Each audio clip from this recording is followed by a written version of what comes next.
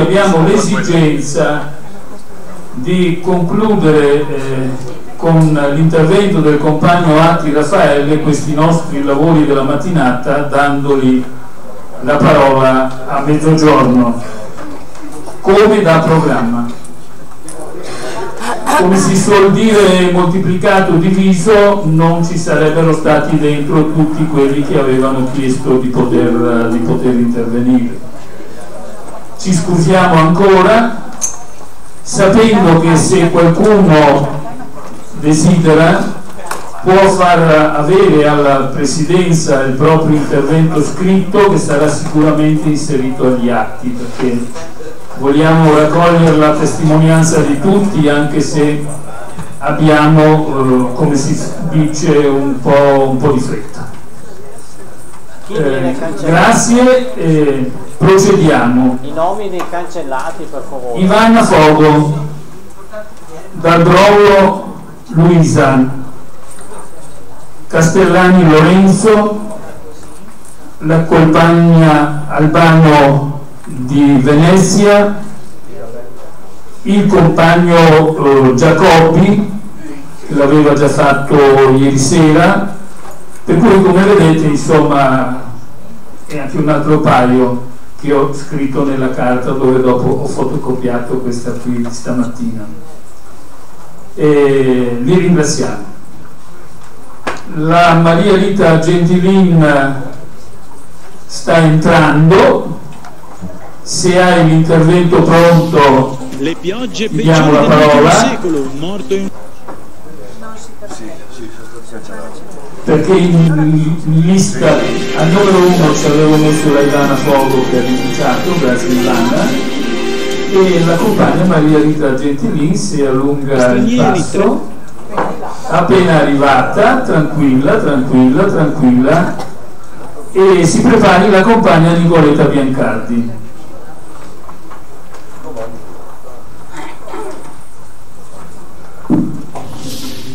Le piogge peggiori dell'ultimo secolo, un morto e un disperso in Veneto, il sopralluogo di Zaia con il capo della protezione civile Borrelli. Da Curtarolo a Piazzola, passando da Campo San Martino, come hanno gestito l'emergenza i comuni dell'Alto. Meteo in fase di miglioramento, ma solo fino a giovedì, quando sono previste altre precipitazioni. Ecco tutti i dettagli dall'ARPAF di Teano. False pratiche per stranieri, 3 arresti e 77 persone indagate da parte della squadra mobile di Padova. Serie B, secondo turno infrasettimanale della stagione, la diretta alle 20:30 con tutti in campo.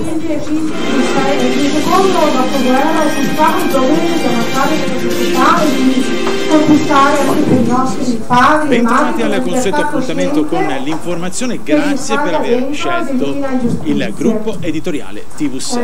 Partiamo subito dal ricordare il nostro numero con cui potete inviare i vostri video, le vostre fotografie per quanto riguarda qualche celebrazione, qualche momento festoso, felice, oppure purtroppo in questo momento anche dei video legati alla situazione del maltempo o in generale per qualsiasi cosa non funzioni, insomma, e volete segnalarci. Quindi naturalmente mi raccomando, inviate e siate partecipi per quanto riguarda l'informazione. Tutta la nostra gente. Dicevo, l'identità del territorio della provincia di Belluno sono stati individuati i punti di debolezza e quelli di forza, il contrasto e l'unione tra l'innovazione e la tradizione, verificate le pari opportunità tra giovani ed anziani. Nell'area della provincia la minaccia più grande e incombente è data dallo spopolamento, aggravato questo dallo scarso ricambio generazionale e dal costante invecchiamento della popolazione.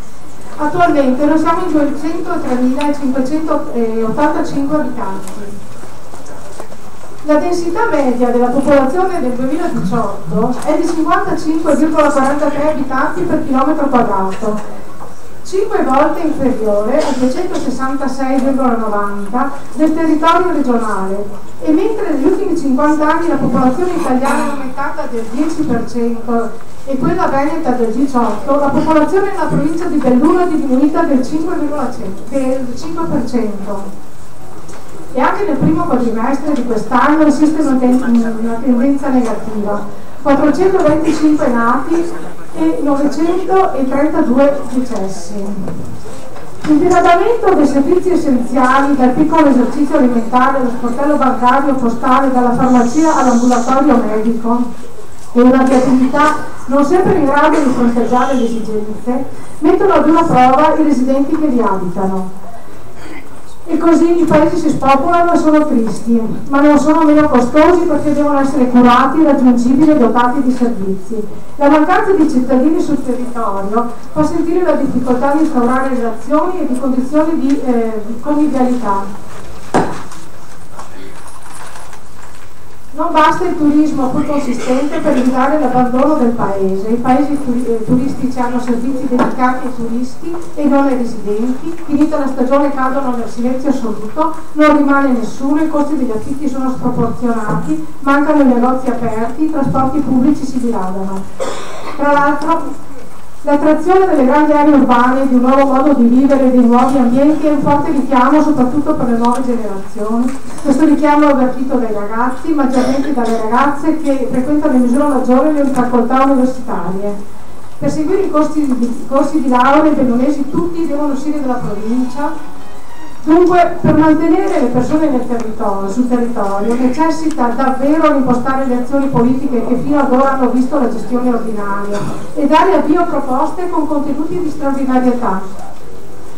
La proposta con contenuti di straordinarietà, inserita nella piattaforma negoziale, condivisa con le altre organizzazioni sindacali, definita e argomentata negli incontri con le amministrazioni locali, nella discussione della riclassificazione dei bilanci, nel criterio di indicare lo spostamento di risorse da un centro di costo ad un altro, nel tenere sempre sotto controllo la sostenibilità, non solo a breve ma anche a medio e lungo termine, dell'equilibrio dei conti e del rispetto delle norme che sovrintendono la redazione dei bilanci degli enti locali, è stata accolta con passione. Si sono ipotizzate richieste di abbassamento delle imposte adottando la progressività, chiedendo di estendere i servizi sociali alle fasce più vulnerabili della nostra società. Nell'ultimo anno siamo riusciti a recuperare firmate 51 intese con altrettanti amministratori locali.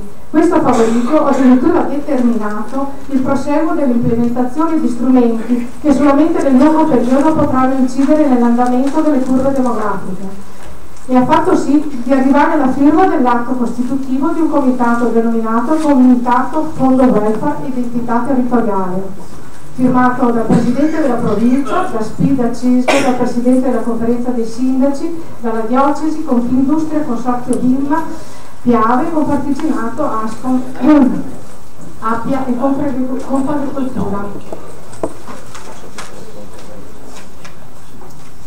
Tale atto a regime deve coinvolgere quelle logiche di seguito per le quali man mano che gli abitanti vengono meno si abbassa la copertura dei servizi ed è finalizzato ad affrontare in modo sinergico alcuni temi critici come i disagi sociali ed economici.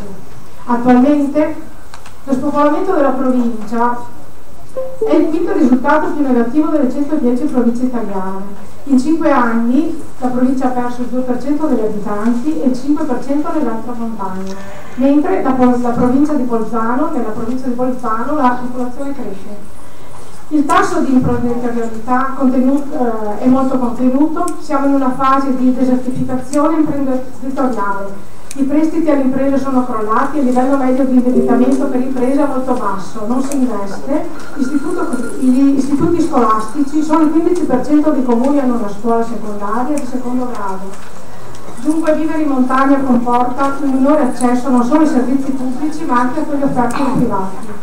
In Italia si suppone di trovare un esercizio commerciale ogni mezzo chilometro, a Belluno ogni 1,6 km.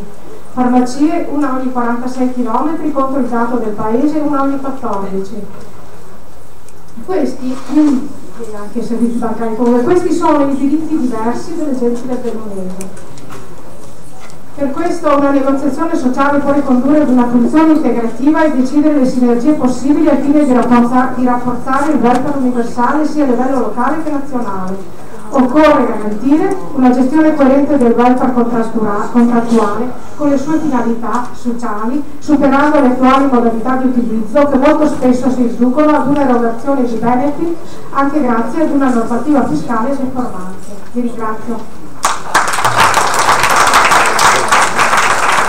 Benissimo, allora mentre la Nicoletta va al microfono convochiamo la commissione politica che per comodità vi rilego i nomi velocemente: Rosanna Betella che la coordina, Ati Raffaele, Ferrari Cristian, Di Gregorio Elena, Forro Ivana, Cingano Maria Rosa, Vaccari Lorisa, Borgognesi Antonio, Francescotto Ivana che non ho ancora visto, Bressan Renato, Zaffaron Enzo e Tardivello Patrizia. Queste persone sono invitate a seguire appunto la compagna Betella per il proprio lavoro sulla commissione politica. Siccome vi ho invitato prima con i compagni e le compagne che gli abbiamo chiesto di non intervenire, di farci avere la presidenza e i loro interventi eventualmente scritti, vedo e sentiamo che alcune persone hanno pure l'intervento scritto. Noi vi invitiamo comunque a farceli avere, sempre per quella ragione della raccolta degli atti, a farceli avere anche qui alla presidenza. Nicoletta Biancardi è la nuova segretaria generale dello SPI di Rovigo. Si prepari il compagno Paolino Barbiero che vedo, rivedo, scompare, appare. Chiediamo di fermarlo qua davanti e dopo gli diamo la parola. Prego Nicoletta. Grazie Dario.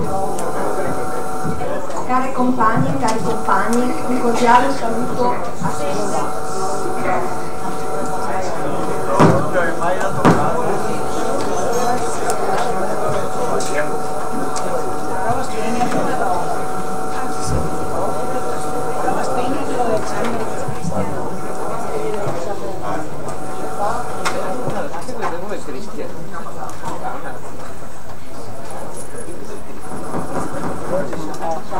Allora non la so questa cosa.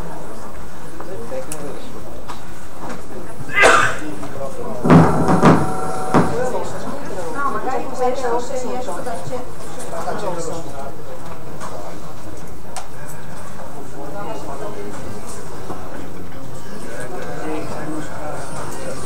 Care compagne, si sente? Bene. Care compagne e cari compagni, un cordiale saluto a tutti. Ringrazio Elena, la nostra segretaria generale, per la sua relazione molto puntuale, ampia ed energica, che mi permette di toccare solo alcuni argomenti.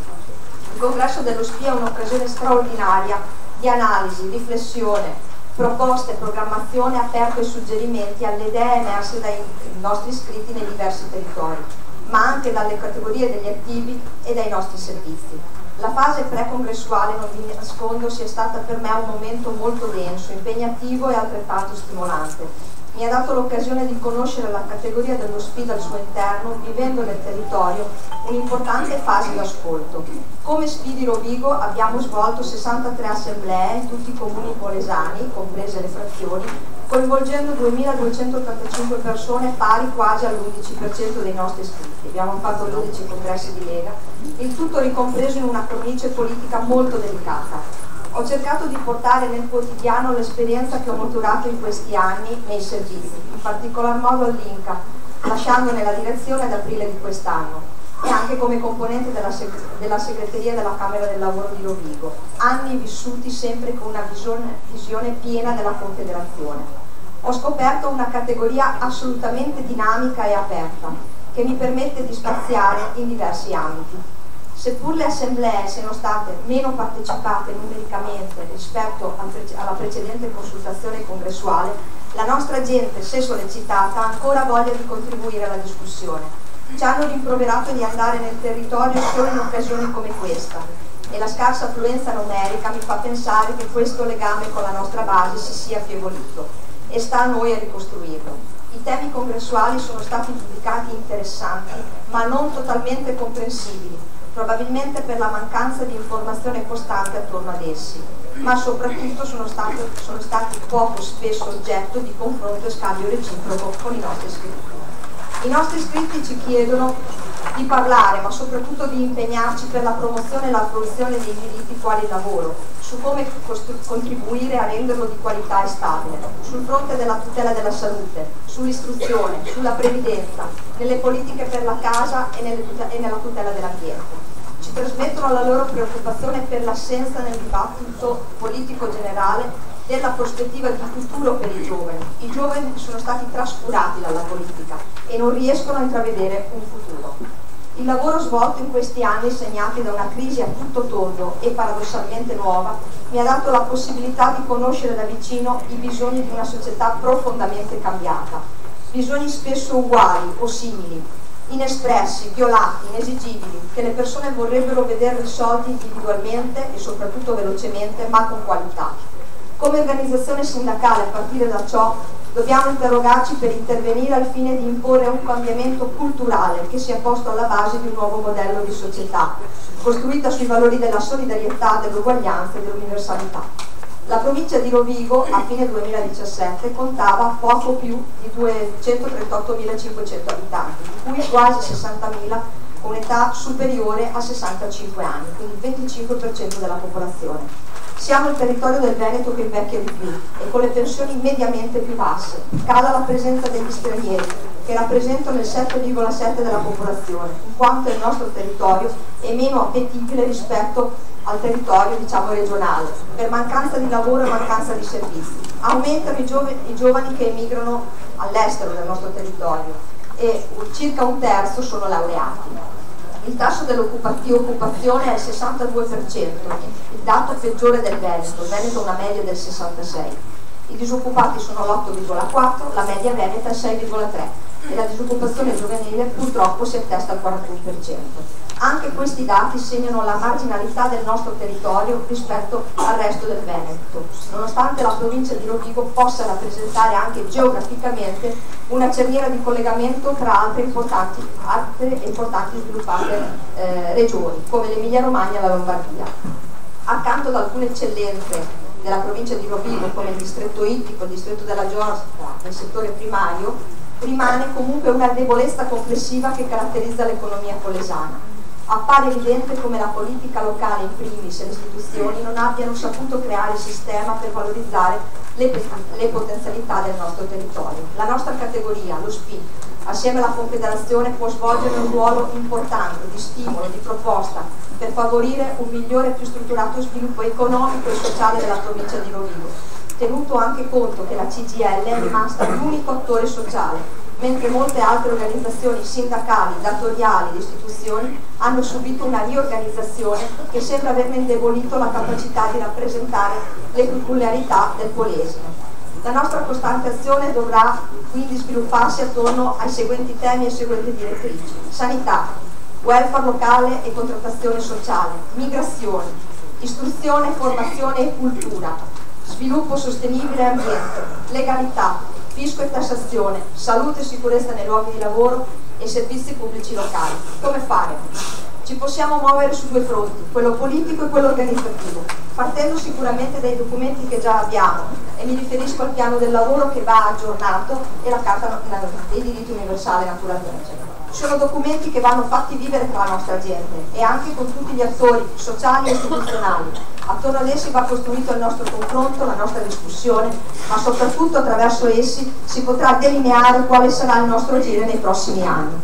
La nostra dovrà essere sempre più una politica di incontro, di scambio, di ascolto continuo, continuando a fare dello SPI quel soggetto generale già ora indispensabile per tutta la CGIL. Lo SPI di Rovigo mi piace immaginarlo come un tavolo di legno ben solido che troviamo quando entriamo in una cucina. Quel tavolo ha un piano sostenuto e quattro gambe appunto ben solide, ci fa sentire a casa. Magari attorno a quel tavolo per discutere e trovare le soluzioni ai nostri bisogni, condividere anche in allegria dei momenti e creare quella solidarietà e vicinanza tra le persone.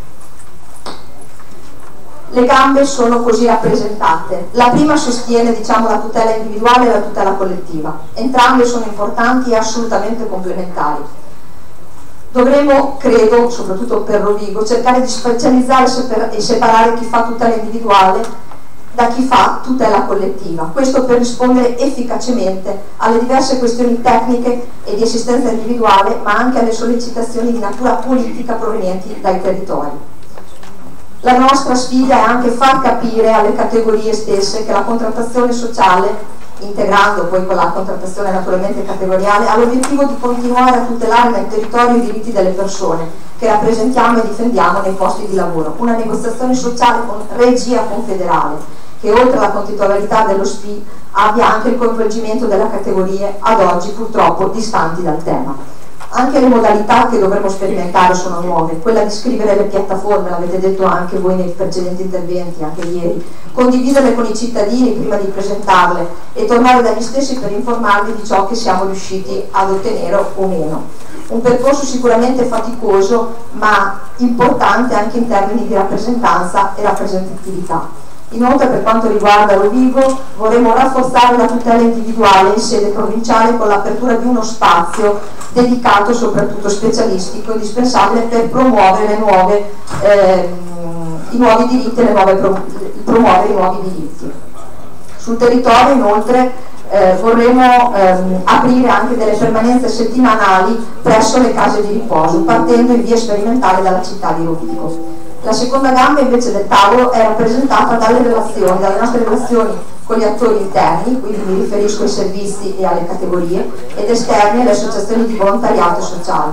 Il rapporto tra lo SPI e il sistema servizi e le categorie diventa fondamentale, assieme al confronto e al dialogo con le realtà territoriali rappresentate da AUSEF, dei consumatori, SUMIA, Università Popolare, eccetera, al fine di costruire una rete capillare pensata per dare risposte nei territori non solo a favore dei pensionati ma per tutti i cittadini, rispettando il ruolo e le competenze di ciascuno di noi. Creare quella rete sociale necessaria per leggere i bisogni del territorio e selezionare gli obiettivi quindi rivendicativi sui quali concentrare la nostra energia.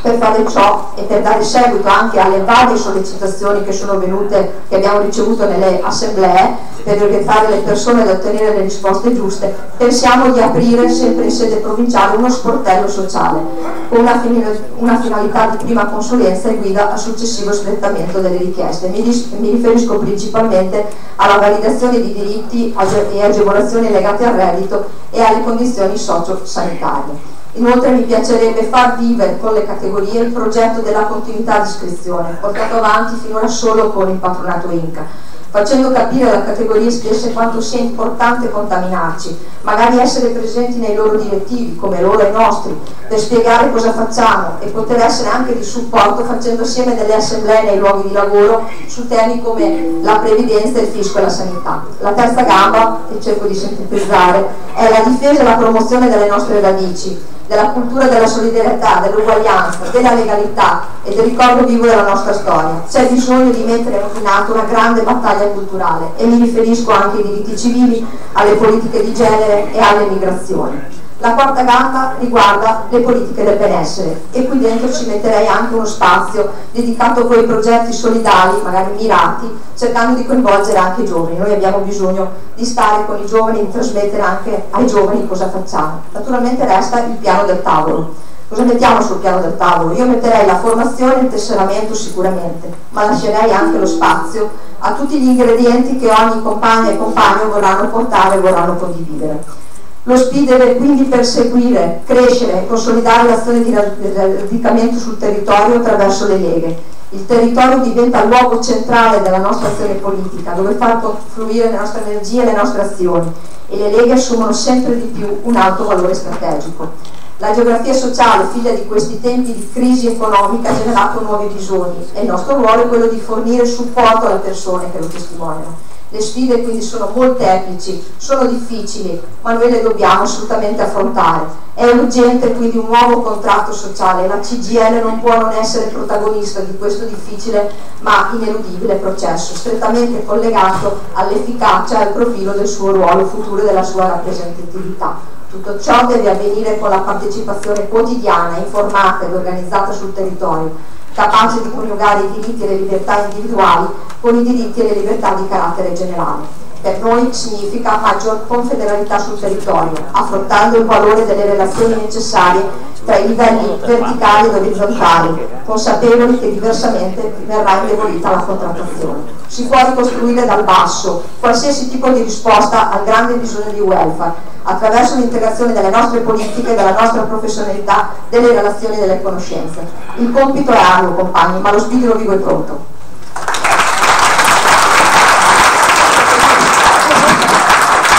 Nicoletta, diamo la parola a Paolino Barbiero, segretario generale dello Spirito Treviso. Si prepari la compagna. Dov'è? Cari compagni e care compagne. Tardivello Patrizia. Tardivello Patrizia si era persa.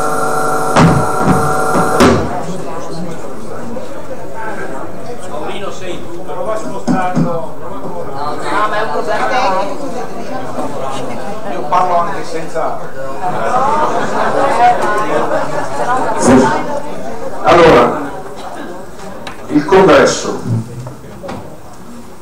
contenuti, molti, tanti, consenso al 99%, modalità del congresso complicate, complicatissime, partecipazione al 7%, noi a Treviso abbiamo fatto l'11%, quindi se si fa poi la media si vede che ci sono geometrie variabili nella partecipazione, e sulla partecipazione non mi interessa le differenze, perché comunque anche l'11% è basso. Mi interessa rendere evidente che l'altro 90%, perché tolto chi ha l'Alzheimer e magari ha la demenza senile, noi non siamo riusciti a parlargli, e quindi l'opinione che ha rispetto al contesto è quella che ha. Noi se siamo riusciti a cambiare a qualcosa l'abbiamo cambiato su quel 7%, è troppo poco rispetto alla sfida che abbiamo davanti. E anche sull'analisi e il contesto abbiamo scritto tanto in quel documento solo per addetti ai lavori, e penso che quell'analisi e quel contesto che abbiamo fatto votare sia già superato, perché leggevo stamattina, non so quanti di voi l'hanno letta, io la devo rileggere, la piattaforma presentata da CGIL e CISL. Una volta si diceva che quelle piattaforme, prima di essere presentate, dovevano essere discusse e votate. Allora ci sono delle regole che secondo me vanno riviste con molta laicità, perché quella piattaforma serve e un gruppo dirigente deve assumersi la responsabilità di indicare la strada, non di andare a sentire se su quella strada ci vuole una buca in più o una lampadina in meno, perché finché tu discuti di questo ti trovi da solo in quella strada, perché se ne è aperta un'altra, e quel popolo che deve poi aiutarti eventualmente a ottenere quei risultati scritti in quei punti rischia di non essere pronto quando è ora. Che il voto del 4 maggio abbia cambiato lo scenario politico, ormai ancora è chiara questa cosa qua. Potremmo fare tutte le riflessioni del caso. Io penso che invece dobbiamo concentrarci sul voto del 25 maggio dell'Europa, e dobbiamo concentrarci provando ad andare a parlare alla gente con modalità diverse da quelle che abbiamo fatto fino adesso, perché c'è una geopolitica internazionale molto complicata. Perché se andiamo a guardare in USA c'è Trump e non c'è più Obama, la Cina sappiamo come si sta comportando, è a 1.000 miliardi di investimento, e dicevamo dappertutto, sono tutti che applaudono Salvini perché blocca i porti, i cinesi se li stanno comprando, per cui non bloccherà più niente tra poco, quando i cinesi li avranno comprati tutti. La Brexit stiamo vedendo come sta cambiando aria e non abbiamo ancora chiaro quale sarà la ricaduta e dove si cadrà rispetto a quello. La Russia di Putin è diventata, attraverso anche il suo amico che l'altra sera spiegava la logica della illiberalità, l'amico di Salvini, e si confronta con Salvini. Dall'altra parte, in Brasile, ottava potenza, noi siamo la settima, quindi dopo di noi, vince Bolsonaro. Ora io credo che questi temi, se noi ci fermiamo al 7%, siamo condannati a fare testimonianza. Bisogna trovare un modo, anche attraverso i social, poi dirò una questione alla fine, per far sì che si rafforzi l'idea di un'Europa più solida, perché oggi in Europa ci sono due maggioranze che galleggiano nel paese. Una che ha il 60% a favore dell'Unione, poi c'è un altro 60%, in parte coincide anche, che fa parte della maggioranza di questo governo sovranista, populista, anche europeista. Allora basta dire che l'Europa che c'è ha garantito 70 anni di pace? Certo, per me sì, ma per l'altro 97%, presupponendo che 7 l'abbia capito, i 10 anni di crisi che ha travolto la parte più difesa della popolazione e la mancata condivisione dei rischi in Europa, guardate che pensano che molto probabilmente è meglio andare fuori da questa Europa. E può esserci questa possibilità, perché se non c'è una politica estera, se non c'è una difesa comune, se non si ragiona sul fisco, se sul welfare non ci sono denominatori comuni e tutto lo scontro è sulle migrazioni, piaccia o no, la partita è persa, perché quando abbiamo cominciato a fare assemblee e toccato il tasto delle migrazioni come è stato toccato qui nella relazione, abbiamo capito che era meglio quel tasto toccarlo con più attenzione. E guardate che siccome di immigrazione noi abbiamo una storia di 20 anni, finché venivano da clandestini, venivano regolarizzati, inseriti nei luoghi di lavoro, a fare lavori che nessuno voleva fare, tutto andava bene. Il casino quando è scoppiato, quando sono arrivati quelli rispetto a tutto il reflusso della cosiddetta primavera araba, che noi abbiamo salutato con piacere perché i social fanno anche le rivoluzioni, e sono stati messi nelle caserme al posto di essere distribuiti, e da questo punto di vista là si è costruita la fortuna elettorale che ancora regge. Perché guardate che siccome parliamo di demografia, di figli, di tutto quello che ci va dietro, c'era una cosa molto semplice che la sinistra doveva fare con un decreto: fare in modo che il giorno dopo che erano stati sistemati, messi a posto, controllati, andassero a fare qualcosa, a lavorare, non stare là 2 anni senza fare niente. Perché quando passeggi per Jesolo e ti fermi davanti alla Croce Rossa e senti le puttanate che dicono gli italiani rispetto agli immigrati che sono là, e se, come si dice, vuoi tentare di dirgli qualcosa rischia di mettere le mani addosso, la partita è persa. E la sinistra doveva fare un'operazione dove l'integrazione cominciava il giorno dopo, senza se e senza ma, e noi ci facciamo troppo i buonisti.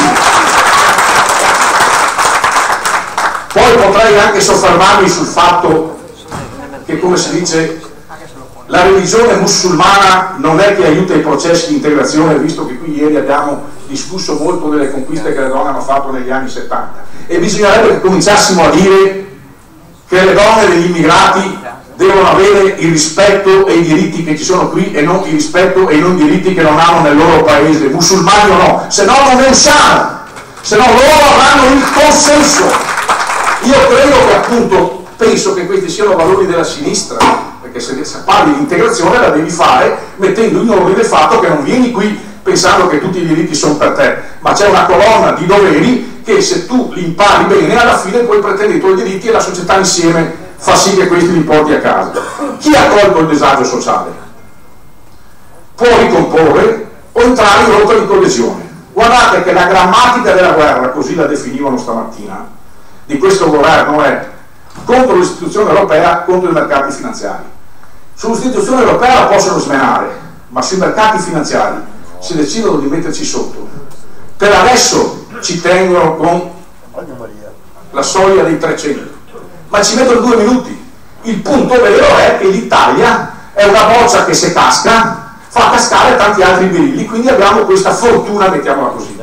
Ma lo sbocco liberale, se continua, che ha da una parte un'assenza dei benefici e ha la presenza di costi per tutti, e non l'hanno ancora capito gli italiani, perché quando tu alla pompa della benzina sei a 1526 dal gasolio al posto di 1300, sono 20 centesimi che sono più di 400 lire di aumento. Se non hanno ancora capito questo, bisogna purtroppo che si tocchi un po' di più il fondo.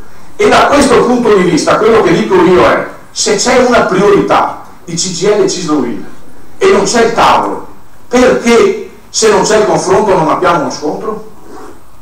E non serve fare il sciopero generale, non serve, ma se non c'è il confronto sulla legge di finanziaria, cosa che chiedevamo a tutti gli altri governi e li abbiamo sempre pestati duri quando non ci davano il confronto, bisogna qui, visto che c'è una piattaforma, dire: caro governo, adesso che l'hai presentata in Parlamento, noi pretendiamo, a costo di fare un cordone fuori del Parlamento a rotazione e quindi occuparlo simbolicamente, un incontro in cui tu Di Maio, tu Salvini, tu Savona, tu Gesù Cristo e la Madonna incontri CGIL e CISL sulla base degli 8.9 che noi abbiamo fatto. e vediamo che correlazioni ci sono oppure no, e così lo metto in evidenza, altrimenti non ne esco, continuiamo a dire la stessa retorica di sempre. E guardate che l'ipotesi dell'Italia recintata è contro la sua storia e contro la sua vocazione, ed è qui che c'è, secondo me, secondo noi, insomma, nelle discussioni che abbiamo fatto, la possibilità di agire come sindacato confederale. Poi c'è il governo in Veneto, taglio con l'accetta tutto, c'è il governo in Veneto. Ieri qui abbiamo visto il socio sanitario, le IPAB, la propaganda social che loro fanno per mantenere il consenso. Ma il problema è quello che fanno loro o quello che non siamo capaci di fare noi? Io penso che il problema è quello che non siamo capaci di fare noi. Se i social ci sono per loro e anche per noi, basta coordinarli. C'è qualcuno a livello nazionale, qualcuno a livello regionale che dice i soldi, i social li coordiniamo, li facciamo ridondare in modo che così mi piace, alla fine non sia sulla spazzatura ma sia sull'intelligenza. Guardate che è possibile, perché là ci può stare la spazzatura, ma ci può stare anche l'intelligenza.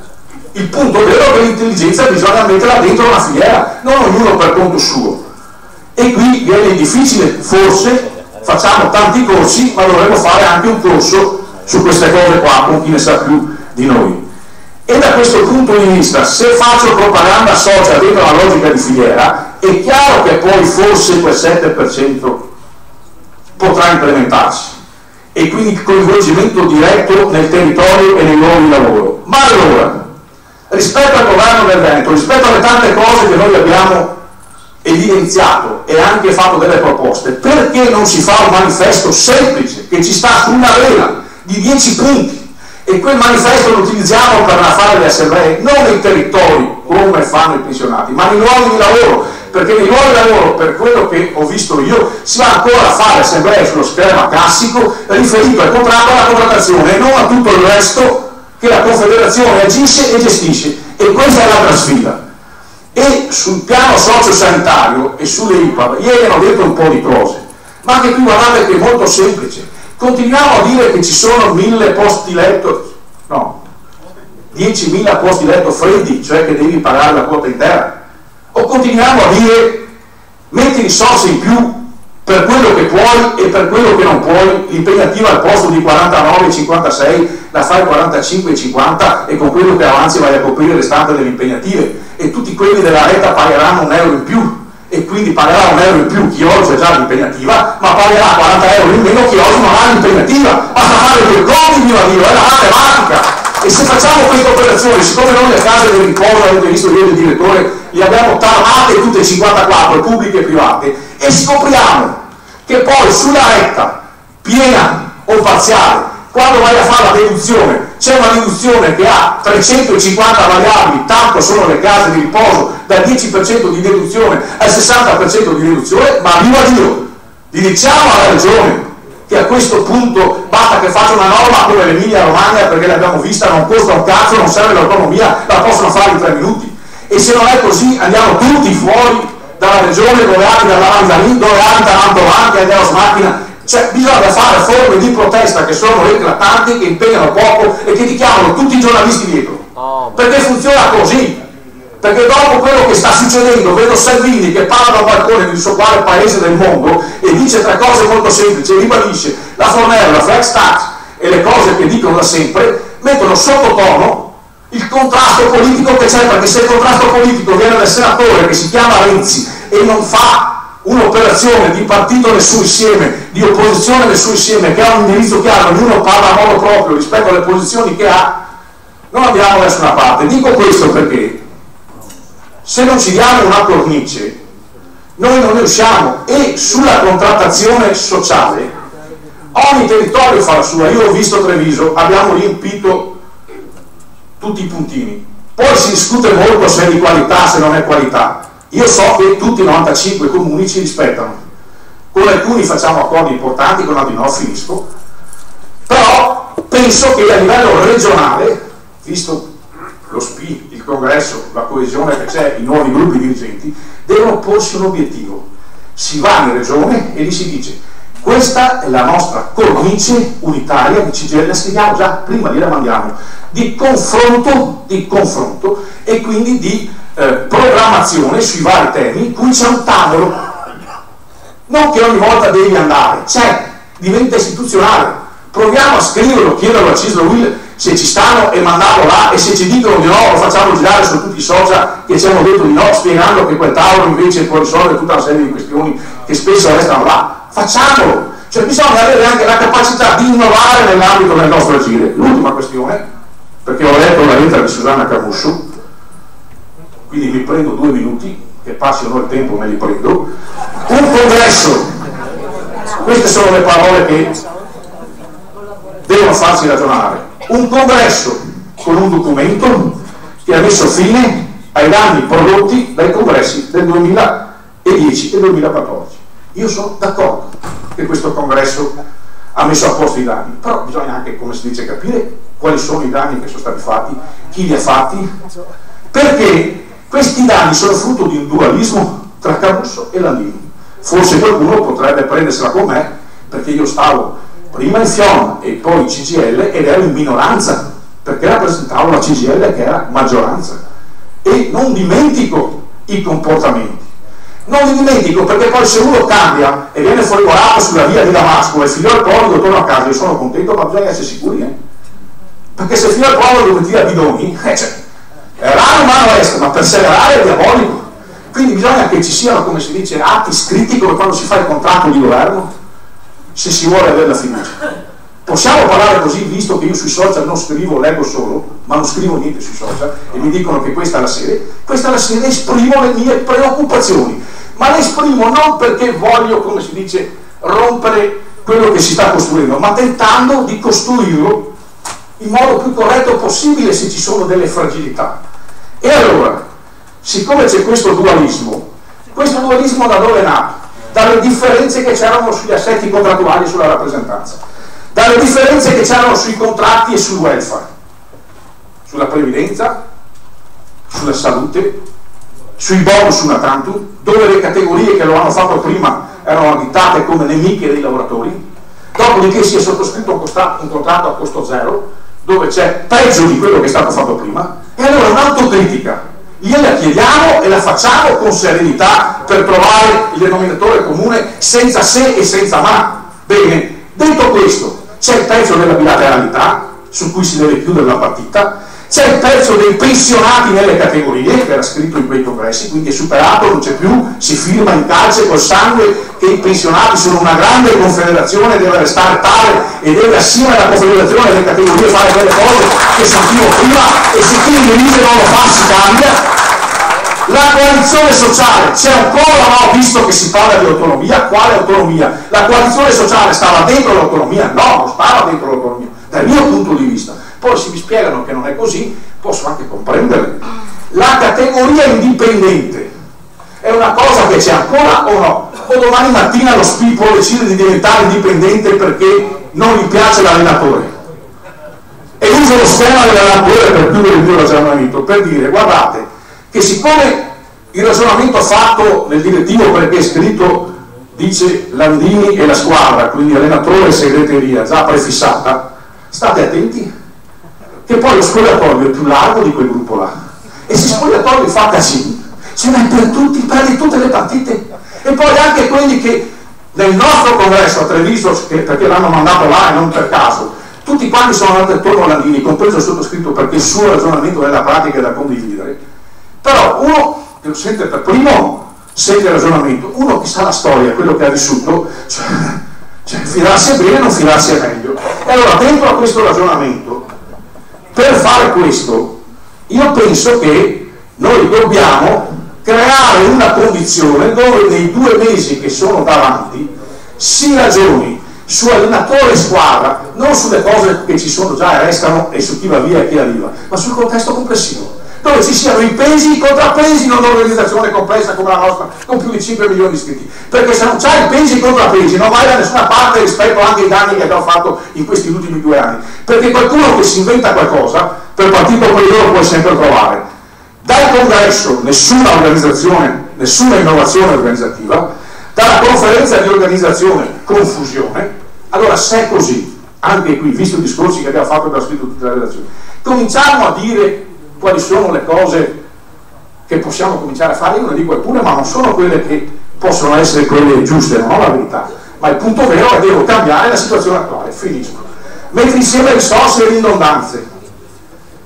C'è una confederazione che agisce sul sistema servizi, c'è lo SPI che è una confederazione di pensionati, ci sono 11 categorie e 400 contratti. Viva Dio! Mettiamo intanto insieme i servizi e cominciamo a ragionare che ci sono i 2 diretti, INCA, 3 CAF, ufficio della pensione, e 3 in convenzione, e invece li portiamo tutti dentro. Invece di fare 3.000 tessere troviamo il punto di alimentare ognuno, di dargli le risorse per agire, meno catene di comando, meno riunioni e più, come si dice, pratica e tempo dedicato.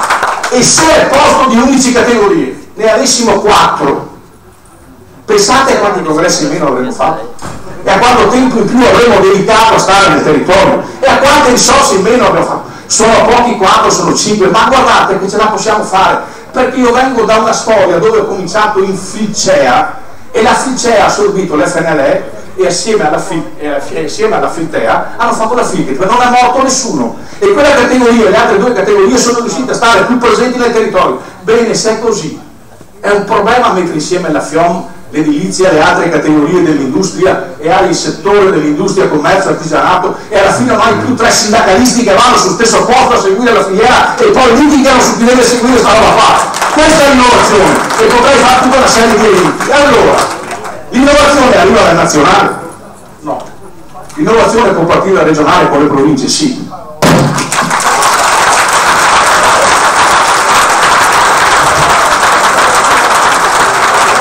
Allora, per dovere di chiarezza che mi compete, abbiamo deciso che a mezzogiorno si dà la parola al compagno Raffaele Atti. È fin troppo evidente che già un gruppo di persone ha già rinunciato all'intervento. Se andiamo avanti con lo stesso cliché di Paolino, noi arriveremo a mezzogiorno e io mi scuserò con tutte le altre persone.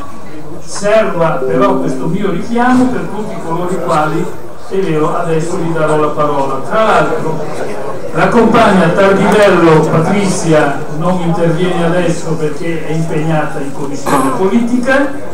Può darsi che succeda lo stesso scambio anche cammin facendo con altri, per cui con la calma noi diamo la parola alla compagna Chiara Bonatto, nuova segretaria dello SPI di Vicenza.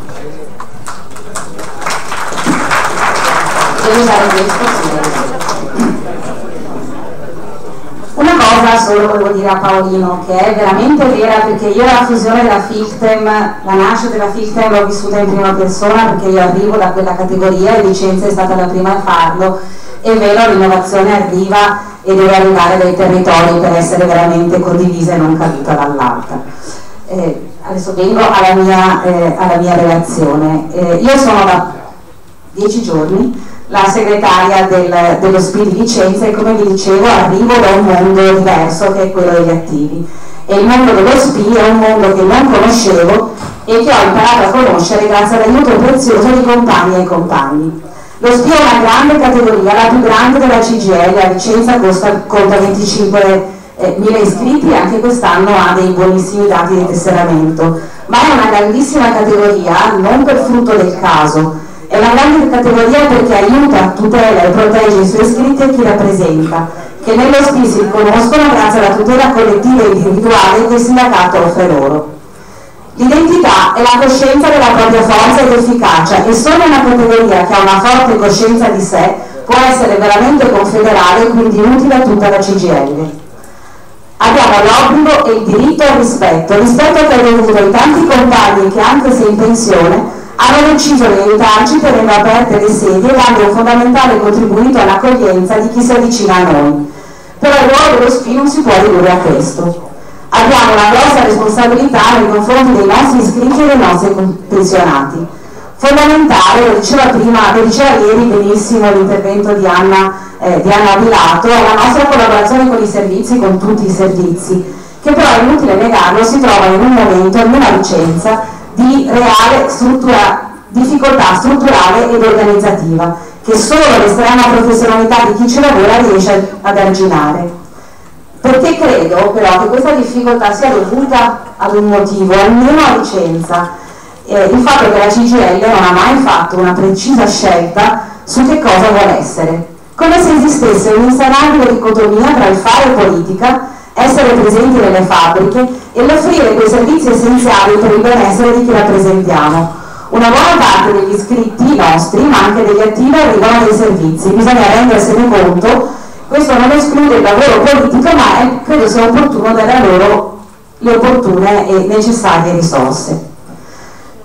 Tutela individuale e collettiva, come per qualsiasi altra categoria, sono il fulcro del nostro impegno quotidiano. Uno SPI che, grazie alla professionalità dei suoi collaboratori, è riuscito ad essere un punto di riferimento nella campagna Risemme per chi a noi si rivolge per recuperare somme dovute ma non percepite nella propria pensione, o per avere quell'assistenza che l'INPS ormai non fornisce più ai pensionati. E qui volevo tornare all'intervento di Anna di ieri sulla cultura e la conoscenza e su come il non sapere le cose o come averle può limitare i nostri diritti. Tutela individuale e collettiva, dicevo, perché abbiamo la necessità e l'obbligo di implementare la contrattazione sociale. Contrattazione sociale è quella che ci permette di aprire la nostra azione fuori dalle nostre sedi, dalle nostre stanze e raggiungere le persone dove il bisogno esiste e dove la risposta del sindacato è necessaria.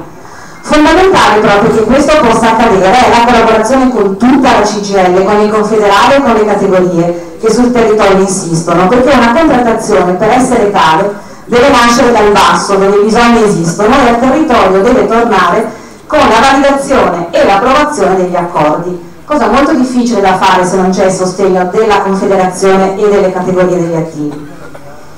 Per fare questo quindi è necessaria la presenza di tutto il sindacato e fondamentale, così come fondamentale, la collaborazione con CISL e UIL, perché per noi, dove è praticabile, l'unità sindacale è non solo un valore ma una forza e una necessità.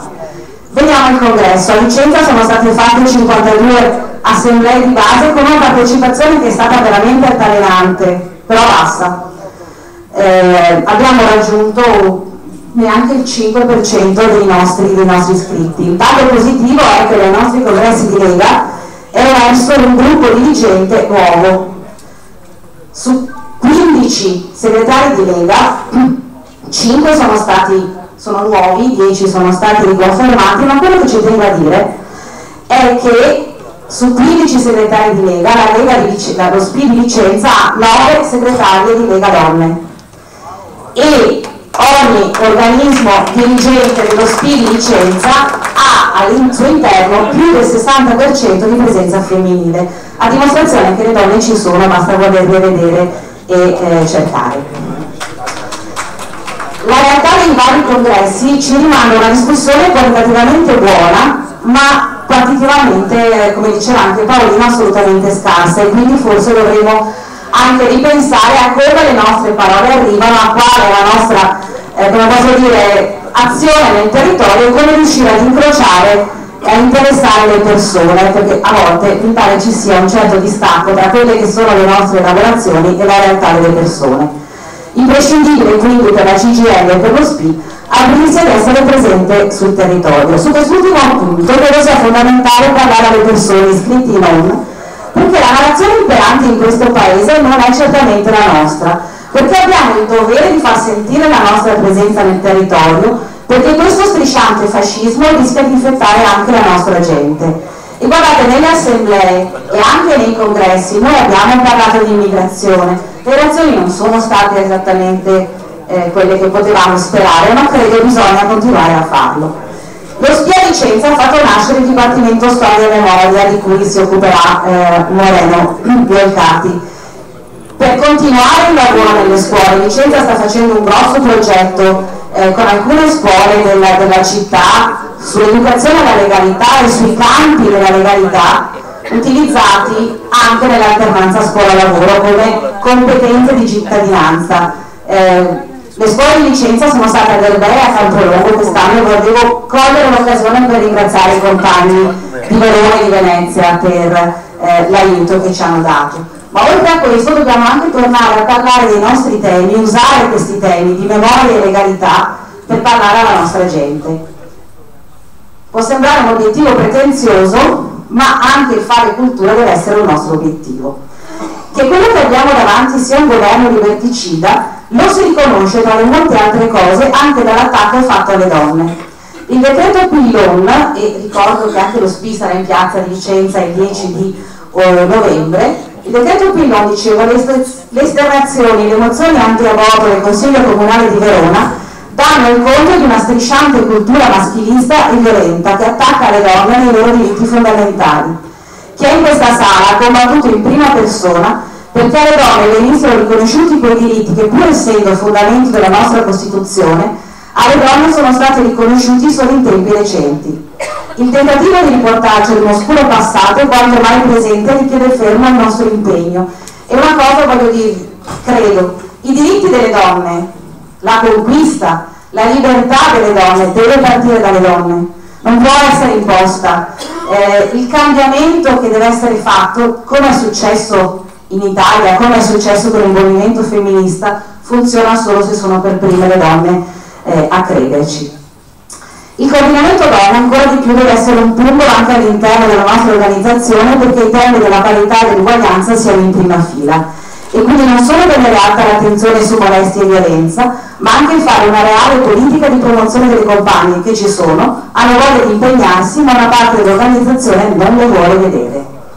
Sarà quindi necessario far sì che anche la contrattazione sociale sia una contrattazione di genere, perché difficoltà e problemi femminili hanno uno specifico che deve essere riconosciuto, perché alle donne è ancora comunque riversato il peso di quel welfare che purtroppo latita, perché la mancanza di una legge sulla non autosufficienza le colpisce come pazienti e come caregiver. Sulla legge sulla non autosufficienza faccio il mio intervento di fracasso, faccio il mio intervento di Paolino Barbiero e procedo, nel senso che è vergognoso, non esiste una legge sulla non autosufficienza, è vergognoso che il posto all'interno di una casa di riposo sia in gran parte sul peso totale per le famiglie, quindi quella che Fracasso ci invitava in parte anche a fare come nostra battaglia, credo sia assolutamente condivisibile. Quindi salto questo pezzo. Abbiamo giustamente in questi anni protestato contro chi fino in fondo non rappresentava e non tutelava i nostri interessi, ma abbiamo anche però taciuto o non sufficientemente portato all'attenzione dei nostri iscritti i risultati che anche grazie a noi sono stati ottenuti, penso ai verbali d'accordo firmati con il governo dei Gentiloni sull'estensione di 14ª e non tax area, su una riforma della Fornero che era reale e non populistica come quella che ci stanno proponendo. Perché le riforme attuali mettono in serio pericolo il diritto ad una vecchiaia dignitosa delle prossime generazioni. Perché pensione e reddito di cittadinanza sono una struttura per questo Paese dove una lavoratrice dell'artigianato tessile ha un salario di circa 1.000 euro e una pensione di 800 dopo 42 anni di lavoro. Se questa è giustizia sociale, penso siamo in un'altra dimensione. Il risultato del 4 marzo ha tra l'altro rimandato la fotografia di un paese che francamente mi terrorizza ma che parla anche a noi.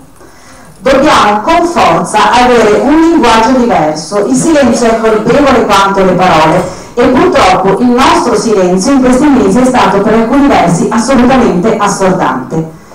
Il rischio che anche noi si scivoli nel populismo o nel movimentismo che di esso è figlio è francamente preoccupante, perché la scelta dei gruppi dirigenti certamente non si fa nei social. È una storia che non ci appartiene e che non è degna della nostra organizzazione, perché strizzare l'occhio a questo governo o anche solo ad una parte di esso, facendo finta che la componente fascista non esista, è una follia, perché come detto dal segretario dei pensionati dell'Emilia Romagna, di fronte al razzismo possono anche mettere quota 90 sulle pensioni, ma non va bene lo stesso, perché noi siamo alto, perché il Giovacco è stata una ferita che ci ha profondamente colpito, non lo nego, ma non può essere la giustificazione a sostenere un governo di destra e il Movimento 5 Stelle di destra lo è, perché come diceva Benedetto Croce, essere allegramente contro le istituzioni significa essere di destra. Dietro a quel quadratino che ci rappresenta esiste un sistema di valori e di ideali che non possiamo permetterci di barattare con nulla. Elio Bissoli, un compagno dello SPI di Vicenza, assieme agli Streghe, all'Istituto Storico della Resistenza, ha fatto un bellissimo film sull'antifascismo che sarebbe davvero interessante far uscire dal territorio vicentino, perché vederlo significa capire, trovare la memoria che forse è stata in parte perduta di ciò che è stato e di come finire in un incubo sia più semplice di quanto osiamo immaginare o che vogliamo credere. È vero che bisogna essere duri senza perdere la tenerezza, ma duri dobbiamo esserlo. Grazie.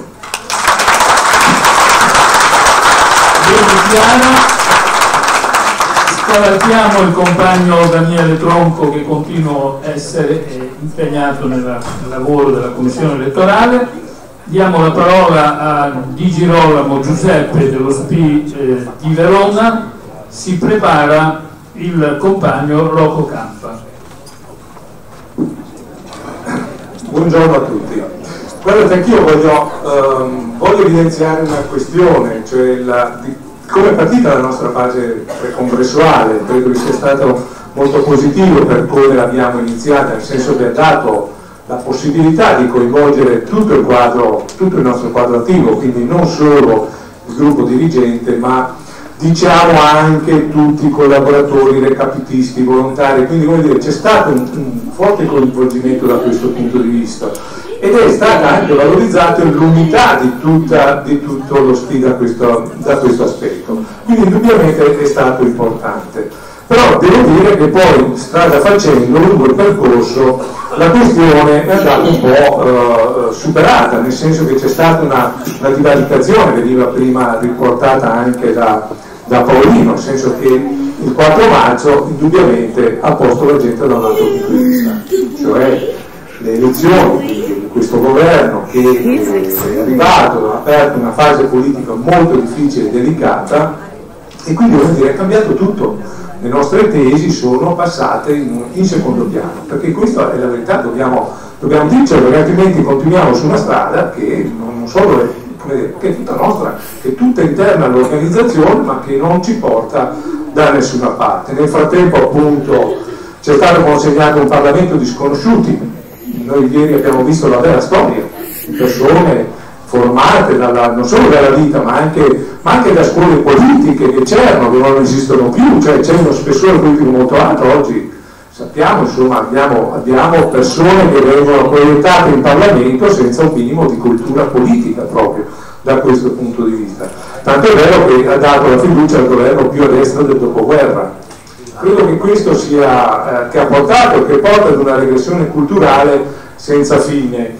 E guardate, l'immigrazione, la sicurezza sono questioni che sono molto a fondo, cioè la destra ha vinto culturalmente, non solo ha vinto le elezioni, ma ha vinto culturalmente, perché oggi c'è la percezione tra le persone che i migranti, la colpa è che non c'è valore dei migranti, la colpa è sul fatto che non c'è sicurezza dei migranti, e avanti di questo passo. Quindi c'è proprio da questo punto di vista un problema di vittoria culturale delle destre che è avanzato da anni, non è un problema che è nato il 4 marzo. Credo che questo sia un altro dei problemi sulla quale noi dovremmo discutere. E questo, l'ammiccamento ai movimenti neofascisti, le politiche sociali, le politiche per il lavoro, i diritti civili, che fino all'altro ieri sembravano questioni non in discussione, oggi sono quasi la normalità. Vengono viste come questioni da tenere sotto tono. Ma sì, cosa volete che sia? Ma il fascismo non verrà mai più. Ecco, sono queste le ragioni che cercano di far passare, no?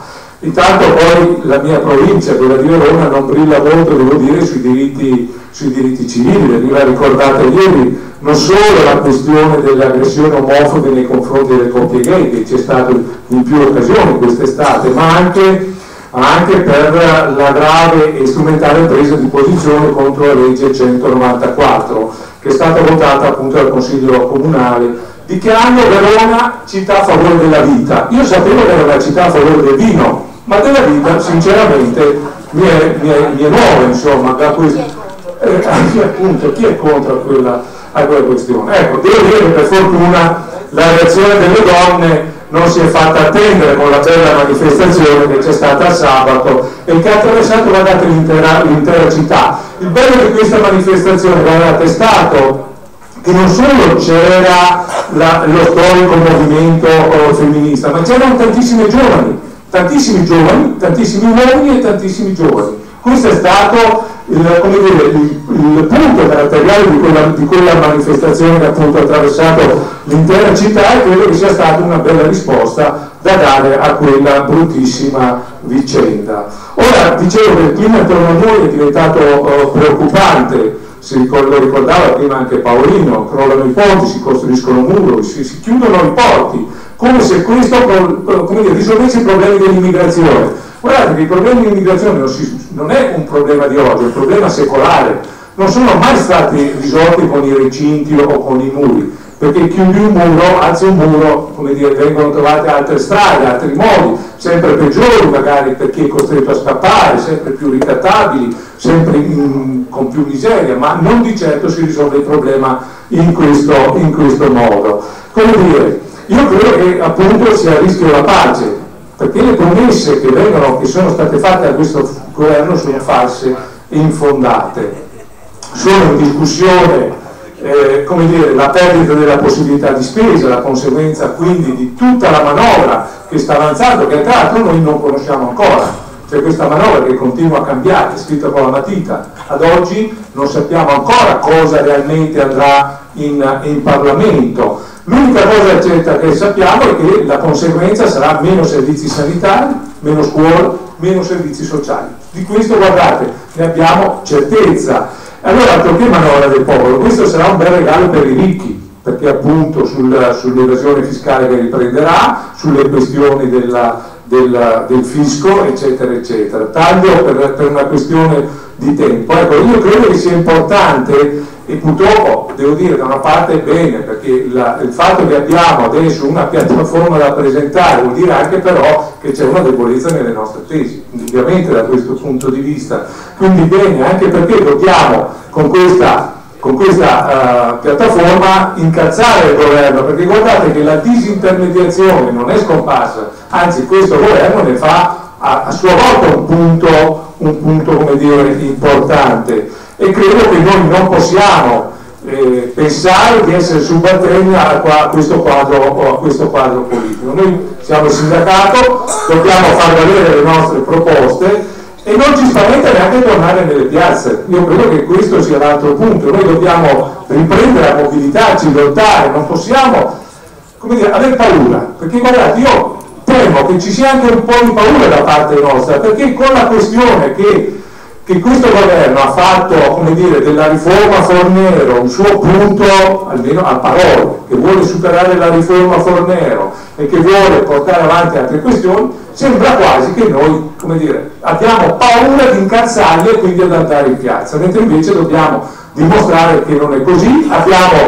Come abbiamo contrastato in piena autonomia le politiche sbagliate dei precedenti governi, dobbiamo opporci anche a questo governo. Ecco, io spero che questa discussione anche congressuale, che devo dire fino all'altro ieri non era molto presente sui giornali, sui media, poi tutto a un tratto è diventata, è arrivata alla ribalta. Questo a dimostrare che quello che interessa ai mass media soprattutto sono le liti, le divisioni, il sangue, vogliono un po' vedere sangue da questo punto di vista. E devo dire anche che purtroppo noi non la stiamo affrontando nel modo corretto.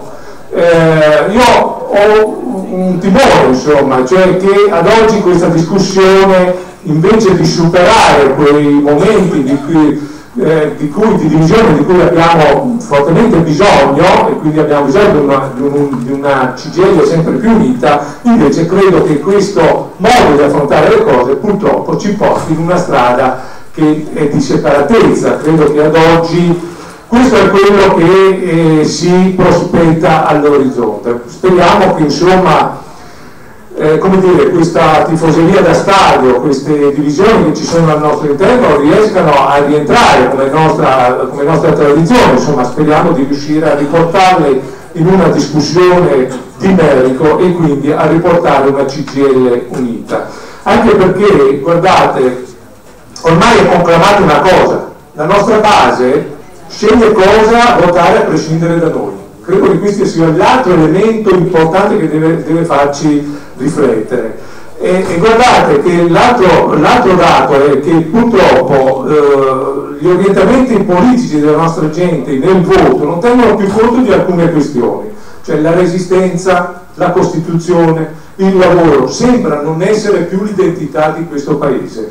E credo che appunto da qui riprende quel ragionamento di prima, cioè che è passata una cultura di destra che è molto profonda dentro al Paese. E quindi la domanda che dobbiamo porci è: come è accaduto, come è potuto accadere che così tanti sono finiti dall'altra parte, cioè diversa da quella che noi oggi discutiamo e portiamo avanti? Questa è una delle domande che dobbiamo porci, sulla quale la sinistra deve porci unitariamente e provare a costruire. Chiudo con una questione. Guardate, il congresso per noi, taglio altre volte, ma prendo l'invito di toccare.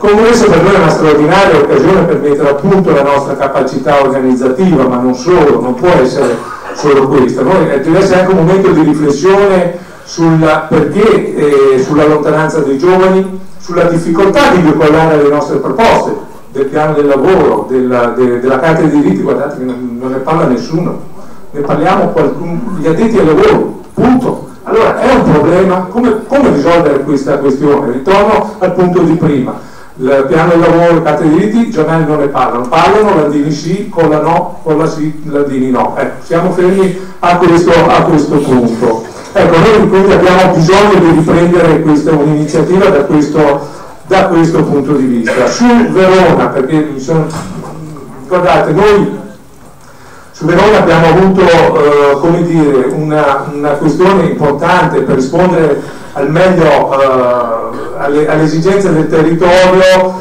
Abbiamo provato a rispondere decentrandoci sul territorio il più possibile.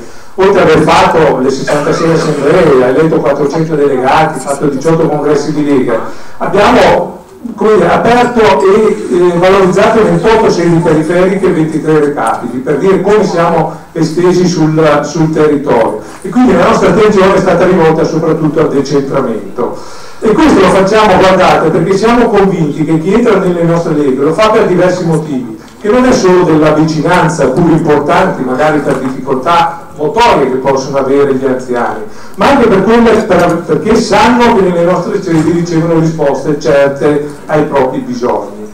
E guardate, lo facciamo perché siamo convinti che sia fondamentale rafforzare la nostra azione sul territorio, e quindi abbiamo lavorato e investiamo su questo progetto di decentramento.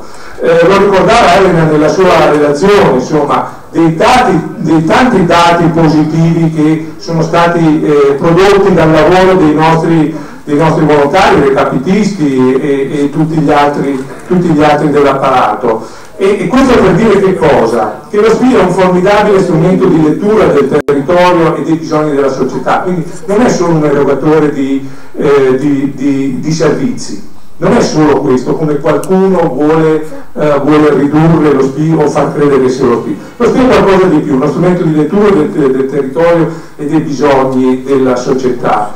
E guardate, chi pensa di spostare le risorse dei pensionati nelle categorie di provenienza, lo ricordava prima Paolino,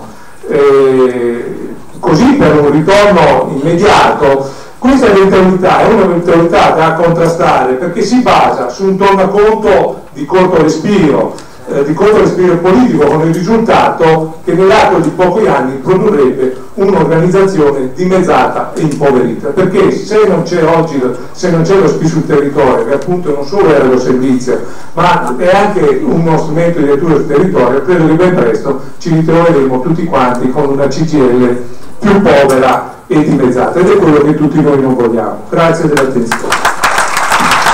Bene Giuseppe, allora come già annunciato diamo la parola a Rocco Campa dello SPI di Padova. Si prepari Renato Bressan di Belluno. Noi chiediamo ai compagni di riunirsi come commissione verifica poteri e di conseguenza assieme a Gino Ferraresso, che ero il compagno laggiù in fondo credo, Fulgenzi Paola, Quaglio Gianfranco, Romanato Gilberto e Franzoni Patrizia si riuniscono per i loro compiti. La parola al compagno Campa. Bene. C'è anche Agnoletto Giuseppe e Calzalara Gianna nella seconda pagina dietro. Condivido la relazione della segretaria generale dello SPCGL del Veneto, Elena Di Gregorio. Non avevo dubbi sulla sua capacità di interpretare l'attuale momento del nostro Paese e i problemi che ci stanno perseguitando da tempo. È importante questo appuntamento congressuale per molteplici aspetti. Discutere è significativo perché i contributi, anche se diversi tra loro, sono il patrimonio di un'organizzazione grande come la CGIL, alla quale molti cittadini guardano con ammirazione e rispetto, e direi con una frase che spesso ci sentiamo dire: per fortuna che ci siete voi. Tanti sono i temi da approfondire, ma i tempi stretti ci costringono a scegliere su quali intervenire. Nelle assemblee e nei congressi che abbiamo svolto, molti pensionati e lavoratori hanno evidenziato il clima difficile che stanno vivendo tante persone nel nostro Paese e chiedono alla CGIL di muoversi per condizionare le decisioni che vengono assunte sul piano economico, in particolare da parte del governo italiano. Prevalgono i problemi della disuguaglianza, della povertà, dello sviluppo, dei diritti, della solidarietà, della democrazia, del fisco e della previdenza. Non entro nel merito di tutti questi, ma voglio sottolineare solo alcuni. Sullo sviluppo siamo tra gli ultimi paesi in Europa, perfino la Spagna ci supera ed è più avanti di noi. Nessuna politica economica ha questo obiettivo. Sarebbe importante che il governo aprisse un tavolo con le forze sociali, imprenditoriali e i centri di ricerca delle università per discutere di sviluppo, di ricerca e di innovazione dei prodotti. È importante la decisione dell'Università di Padova di far rientrare dall'estero oltre 300 ricercatori italiani emigrati negli anni passati. Sarebbe importante decidere politiche che mettano in sicurezza il territorio italiano, soggetto a continui disastri. È da 10 anni che ripeto questa affermazione. Da notare che gli interventi preventivi costano 1/10 rispetto ai costi realizzati dopo i disastri, che costano 10 volte di più. Sarebbe importante decidere di mettere in sicurezza tutte le scuole italiane, che per il 70% sono prive del permesso di agibilità. Occorre prima i disastri e poi intervenire? Sul fisco una breve riflessione. Nel nostro Paese vi è una evasione fiscale che supera i 100 miliardi ogni anno. Il recupero non supera il 15% all'anno. È inaccettabile che i governi continuino con i condoni. Dobbiamo pretendere dai governi di fermarsi con le decisioni sui condoni e le basi fiscali, perché sono un'offesa, uno schiaffo, una beffa nei confronti di coloro che pagano quanto dovuto al fisco. Nei giorni scorsi Susanna Camusso ha detto: questo condono è uno schiaffo doloroso in faccia ai lavoratori. C'è dentro di tutto, dal riciclaggio alla sanatoria per gli abusi immobiliari. E come dire al mondo, evadere è bello. Questo è un arricchirsi illegalmente, e tutti sanno che i pensionati e i lavoratori attivi sono invece buoni e fedeli contribuenti. Siamo contrari alla flat tax al 15%, perché è una grande ingiustizia ed è contro la Costituzione italiana, che all'articolo 53 dice: il sistema tributario è informato a criteri di progressività. Ricordo a tutti che ogni anno vengono pagati sul debito dai 70 agli 80 miliardi di interessi per coprire il debito pubblico, che ha raggiunto a luglio di quest'anno i 2.341 miliardi. Sicuramente questi soldi vanno alle banche, alle finanziarie, ai privati ricchi che comprano i titoli di Stato. Sulla sanità voglio solo evidenziare un aspetto. Oggi mancano al Servizio Sanitario Nazionale 53.000 infermieri e 45.000 medici. Ciò sta provocando un allungamento dei tempi di attesa e costringe i cittadini a rivolgersi a strutture private. Conseguenza, se hai soldi ti curi, se non ti arrangi e non ti curi. Sono tanti oggi cittadini, soprattutto pensionati, che sono in queste condizioni. Giusta la richiesta dell'azione sindacale della Regione Veneto di abolire dai ticket sanitari la quota a favore della Regione dei 10 euro. Sulla previdenza ci sarebbe molto da dire. In questi giorni ne abbiamo sentiti di tutti i colori. In Italia ci sono 52 fondi pensionistici. Quando un fondo diventa passivo passa sotto l'INPS. Oggi i fondi gestiti dall'INPS sono 9. Sarebbe positivo che in Italia ci fosse un unico fondo pensionistico e un unico sistema di calcolo delle pensioni, comprese quelle dei parlamentari.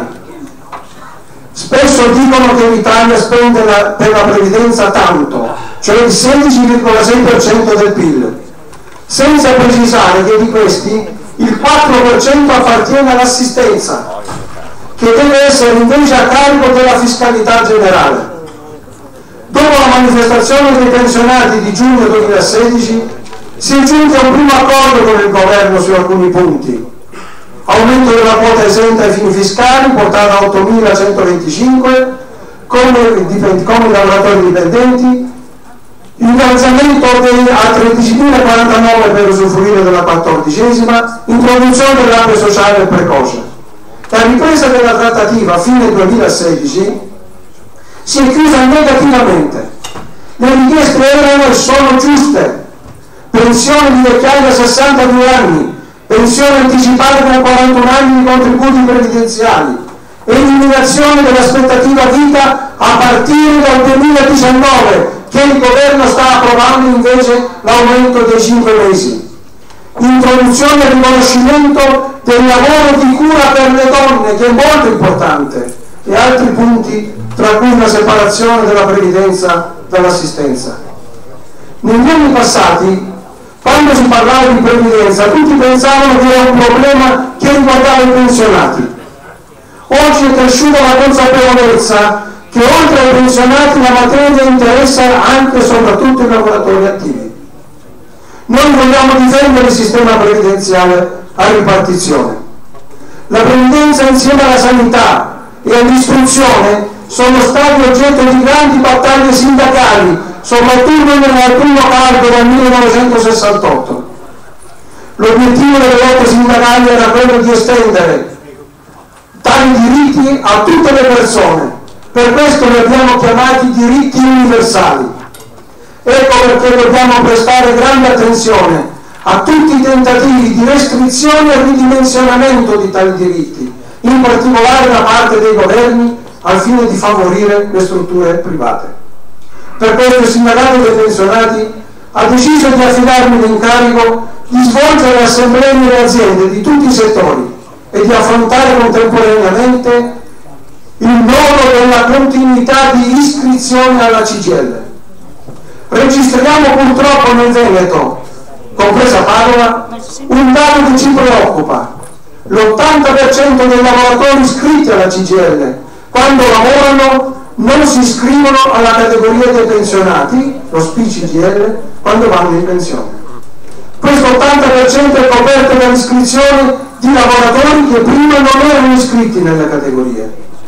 Vorremmo non disperdere un patrimonio culturale, sociale e sindacale rappresentato da coloro che hanno esperienze e costituiscono un polmone attivo della nostra organizzazione. Lo SPI-CGIL di Padova nel 2017 ha aumentato gli iscritti, superando per la prima volta i 40.000 iscritti. Ho già partecipato ad alcuni direttivi delle categorie e iniziato a svolgere alcune assemblee nelle aziende. Molte sono le domande dei lavoratori. La più frequente è: quando vado in pensione? I problemi da verificare spesso sono tanti, ne cito solo alcuni e sto per terminare. Non sempre gli anni di lavoro coincidono con gli anni di contributi versati dalle aziende. Spesso i periodi del servizio militare e della maternità non sono registrati. Spesso gli anni di lavoro part-time non corrispondono alle 52 settimane annuali lavorate. Nel 2018, per avere il riconoscimento delle 52 settimane, bisognava superare la retribuzione di 10.554. Penso alle donne delle pulizie, alle impiegate del comparto del commercio. Di recente è venuta una donna da me e mi ha detto che ha lavorato 43 anni e voleva andare in pensione. Stampiamo un estratto conto previdenziale e verifichiamo che mancano 8 anni non coperti dai contributi. Poi un uomo sessantenne mi dice che mi mancano 2 anni al pensionamento. Stampiamo un estratto conto e registro che mancano invece 6 anni. Per tutte queste ragioni vi suggeriamo di indirizzare la CGIL tutti i lavoratori, soprattutto se iscritti alle categorie, quando pensano che vi mancano pochi anni per il pensionamento, e facciamo tutte le verifiche, compresa la richiesta all'INPS di un ecocerto.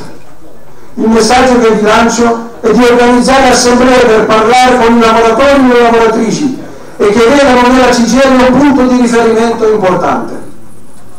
Sull'altro aspetto relativo alla continuità di iscrizione vi sono tanti aspetti, motivazioni e ragioni per continuare. Innanzitutto agevolare il passaggio da lavoratore a pensionato per le ragioni che ho già esposto. L'iscrizione è una scelta politica nel senso di avere alle spalle una grande organizzazione che difende tutti, ma anche affrontare i problemi che derivano dal pensionamento, dal controllo della pensione alla verifica sui diritti inespressi. Ricordo a tutti che gli iscritti hanno tutti i servizi gratis, mentre i non iscritti devono pagare una quota perché l'INPS ha ridotto i contributi ai patronati che hanno tutto il personale in regola. In questi mesi ho scritto una ventina di lavoratori attivi alle categorie. L'ho fatto volentieri e continuerò a farlo.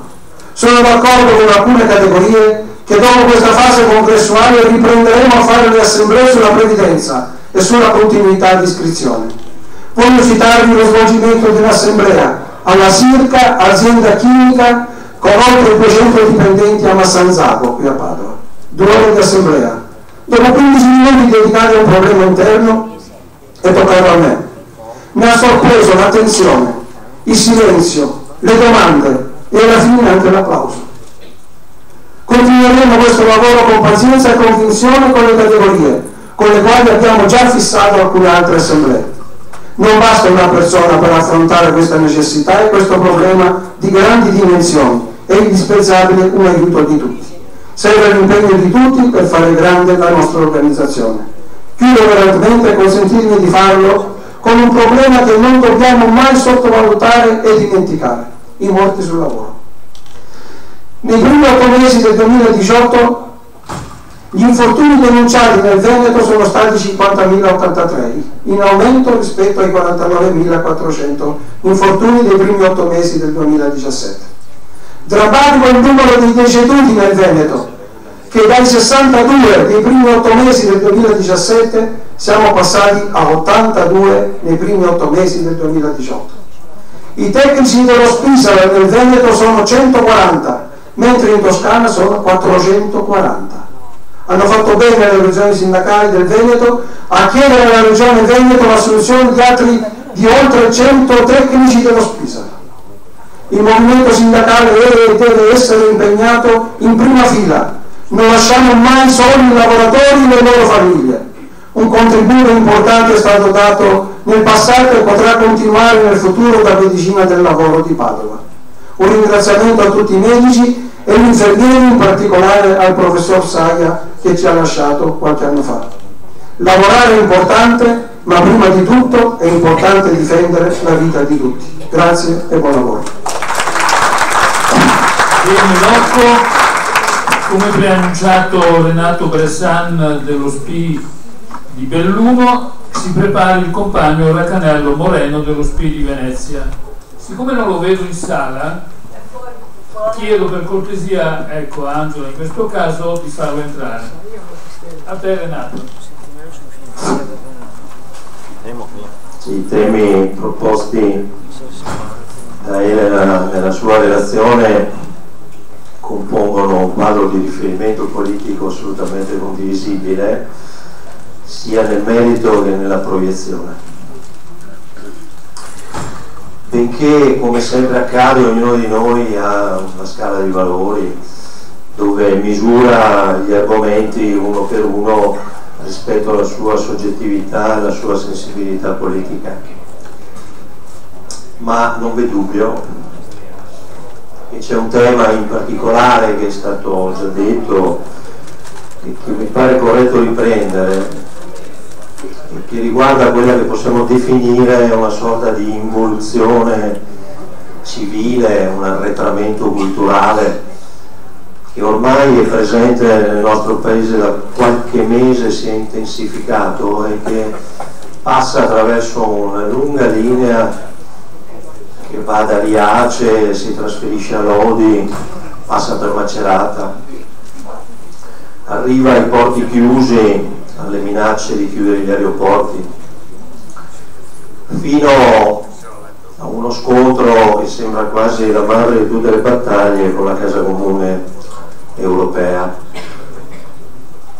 E lì si avverte questa preoccupazione di fondo che al nostro interno c'è, viviamo, perché è chiaro che ormai si sta sostituendo quello che chiamiamo spesso il paradigma, parola complicata, ma che insomma riassume in sé una nuova definizione, una nuova visione che abbiamo e che ormai è subentrata nella nostra società, non solo nella nostra, ma a livello europeo, e cioè che saremo di fronte non tanto al fatto che ci saranno le classiche formazioni politiche progressiste da una parte, moderate liberali dall'altra, che si contendono il potere in Europa, ma queste saranno sostituite dai cosiddetti sovranisti da una parte e europeisti dall'altra. E anche qui non c'è dubbio da che parte stiamo noi. Non c'è dubbio, lo dico, sebbene in maniera non acritica. Non siamo acritici nei confronti della Casa Comune Europea, non siamo mai stati. E non lo siamo mai stati perché abbiamo detto che l'architettura istituzionale dell'Europa sembra essere più autoreferenziale che rivolta al soddisfacimento delle istanze che provengono dai popoli europei. E si è determinato quel combinato disposto che abbiamo criticato da tempo e che riguarda le politiche liberiste da una parte e associate all'austerità dall'altra. Questo combinato disposto qui è all'origine, abbiamo detto più volte, di quella che è l'allargamento della forbice della disuguaglianza sociale, che ha determinato a sua volta una disgregazione sociale e, come spesso ci spiegano i sociologi, sono alla base delle instabilità democratiche. E come risultato finale di questo processo nascono i sovranismi. Ora, se l'analisi, detta in maniera molto stretta, che abbiamo fatto in questi anni è vera, vuol dire che noi sì siamo per l'Europa, ma non siamo per l'Europa in maniera acritica. E allora si tratta di capire da che lato si esce da questa crisi. Si può uscire dal lato sovranista o si può uscire dal lato in cui diciamo ci vuole più Europa. Ma per dire che ci vuole più Europa vuol dire che in qualche misura noi dobbiamo dire: guardate che voi con la vostra architettura istituzionale la dovete rendere più trasparente, ci vuole un maggiore processo di democratizzazione rispetto a quelle che sono le risorse che introita l'Europa nei suoi bilanci e la distribuzione delle stesse, perché evidentemente, come dire, tra i popoli europei questo aspetto manca. E allora, se noi diciamo questo, dobbiamo tentare in qualche misura di riportare questa situazione anche sui territori.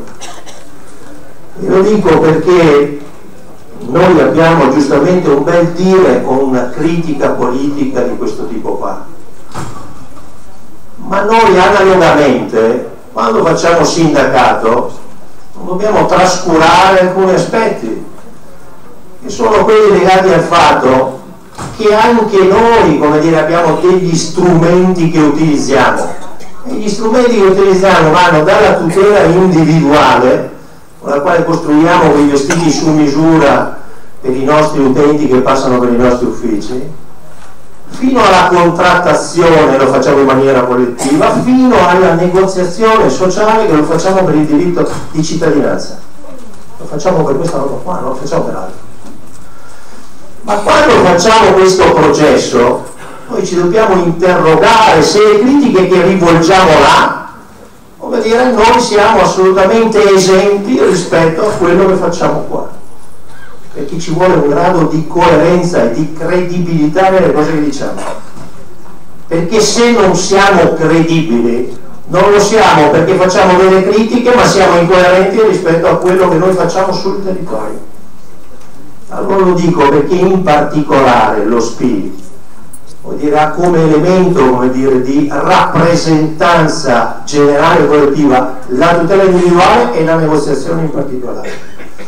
E sulla negoziazione, mentre ce la possiamo cavare sulla tutela individuale, ci basta la firma di un mandato, ma sulla negoziazione no, non c'è la firma di mandato, c'è una delega che è sottoscritta, che è diverso, è una rappresentanza politica. Quando noi discutiamo con le amministrazioni locali, discutiamo analogamente, seppur in misura ridotta, di come si introitano le risorse, si ricavano dai contribuenti e come poi queste si distribuiscono per quel diritto di cittadinanza. Ma quando noi sottoscriviamo quelle intese e quegli accordi, ci dobbiamo interrogare se abbiamo avuto un processo di trasparenza e di democratizzazione a chi li rivolgiamo. A chi li rivolgiamo? Perché lì ci sta la credibilità della nostra organizzazione. E allora va sviluppata certamente la negoziazione, e possiamo fare tanti di accordi, ma quando li abbiamo fatti, alla fine di questi ci dobbiamo chiedere se sono stati partecipati nel consenso a chi li rivolgiamo, perché non ce lo dobbiamo nascondere, lì abbiamo il tallone d'Achille, lì noi siamo in difficoltà. E allora, siccome spesso le risorse è diventato l'elemento, ormai la stella polare di tutta la discussione politica in Europa, ecco, allora noi che critichiamo, giustamente critichiamo, dobbiamo dirci se nel momento in cui l'abbiamo criticato noi siamo in grado di dare un esempio diverso.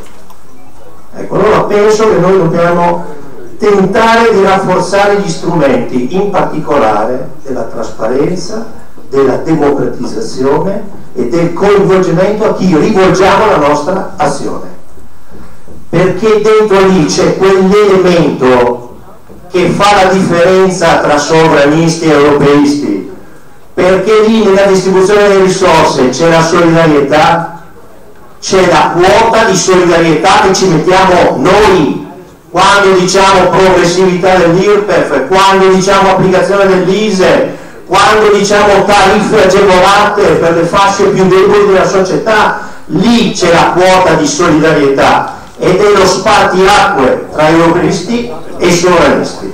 Vi ringrazio.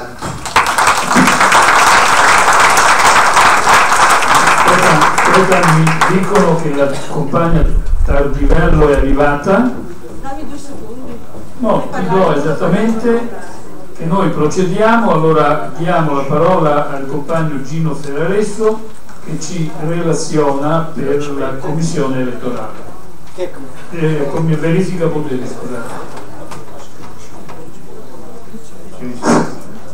Allora, molto velocemente, verbale della commissione verifica poteri, 31/10/2017, in data odierna alla commissione 18, scusate. Non ho dimestichezza con i numeri, però ho un figlio laureato in matematica, anche la moglie, per i suoi contrappesi. Allora, 31/10/2018, in data odierna la Commissione Verifica Poteri, eletta dal 13° Congresso sul CGIL Veneto, in svolgimento a Padova, registra 171 delegati al Congresso su 200 aventi diritto, di cui 77 donne e 94 uomini. Pertanto la Commissione comunica al Congresso che lo stesso è valido. Grazie. Benissimo, allora diamo la parola alla compagna Chiara Patrizia Cardivello dello SPI di Padova e si prepari la compagna Dutto Daniela. Chiara, a te. Patrizia Cardivello, Chiara Patrizia.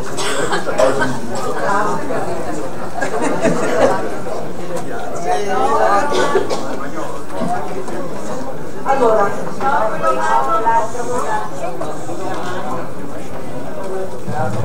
su vecchia.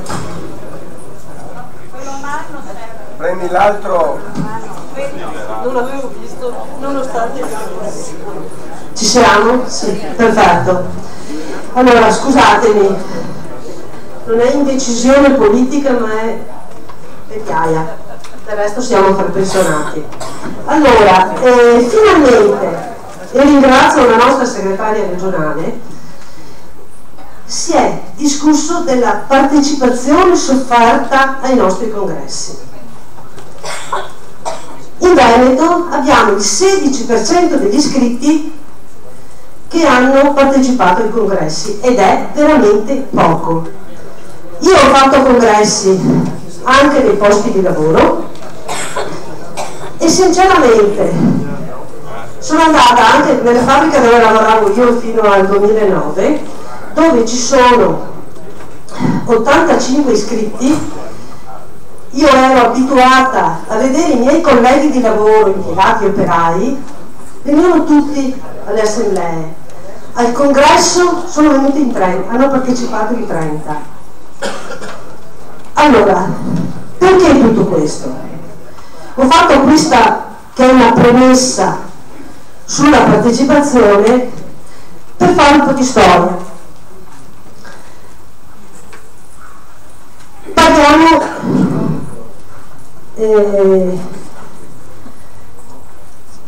della CGIL in generale, del discorso del lavoro e dei diritti.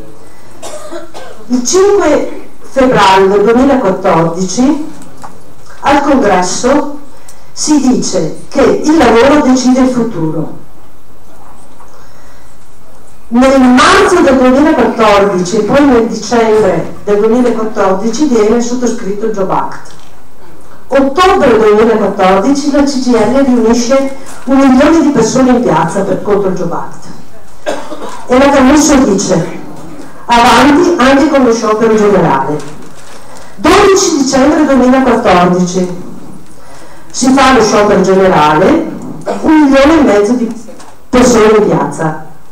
Allora non mi si venga a dire che quando, visto che il nostro documento che faccio ho aderito al documento 2, non si venga a dire che quando il tema è giusto la gente non si porta in piazza.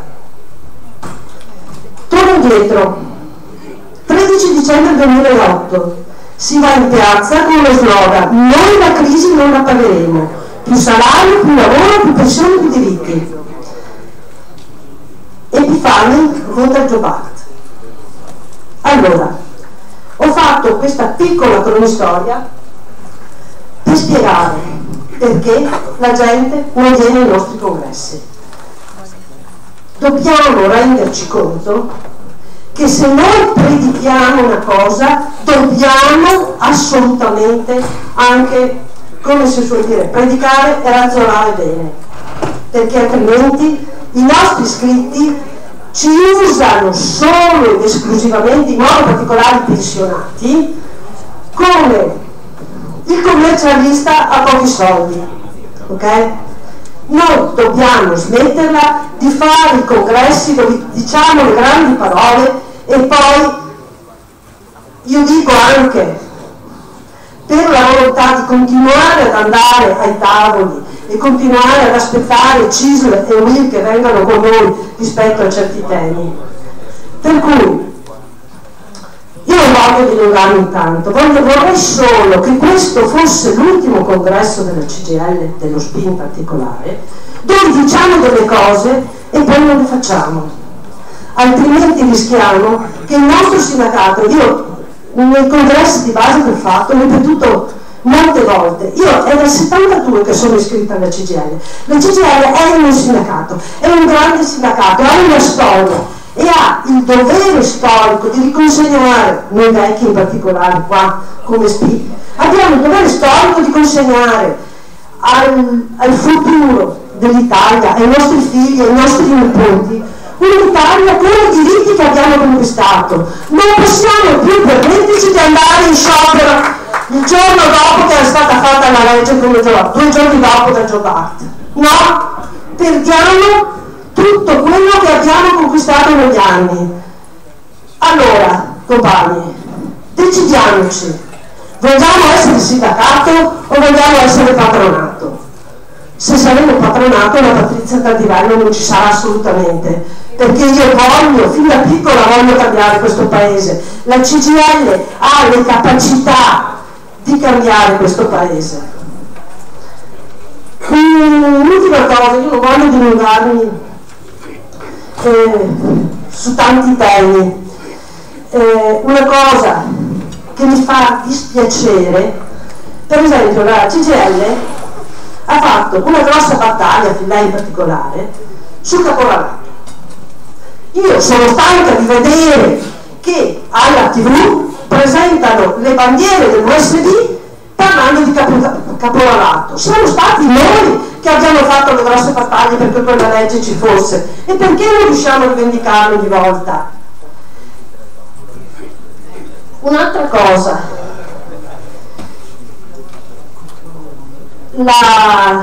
per quanto riguarda le pensioni, è inutile dire basta Fornero, non serve, non è assolutamente, cioè, anche se i nostri figli andranno in pensione a 70 anni, mettiamo, perché hanno tutti il lavoro, possono permettersi di stare seduti su una sedia fino a 70 anni, ma non hanno pensioni con pensioni da fame.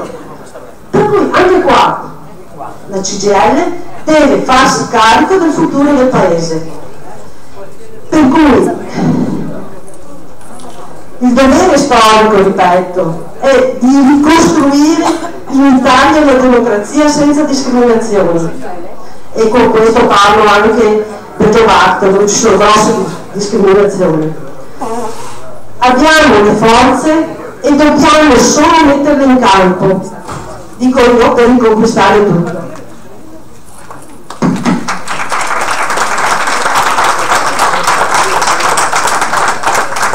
Daniela Dutto dello SPI di Venezia, e si prepari Ivana Francesconi.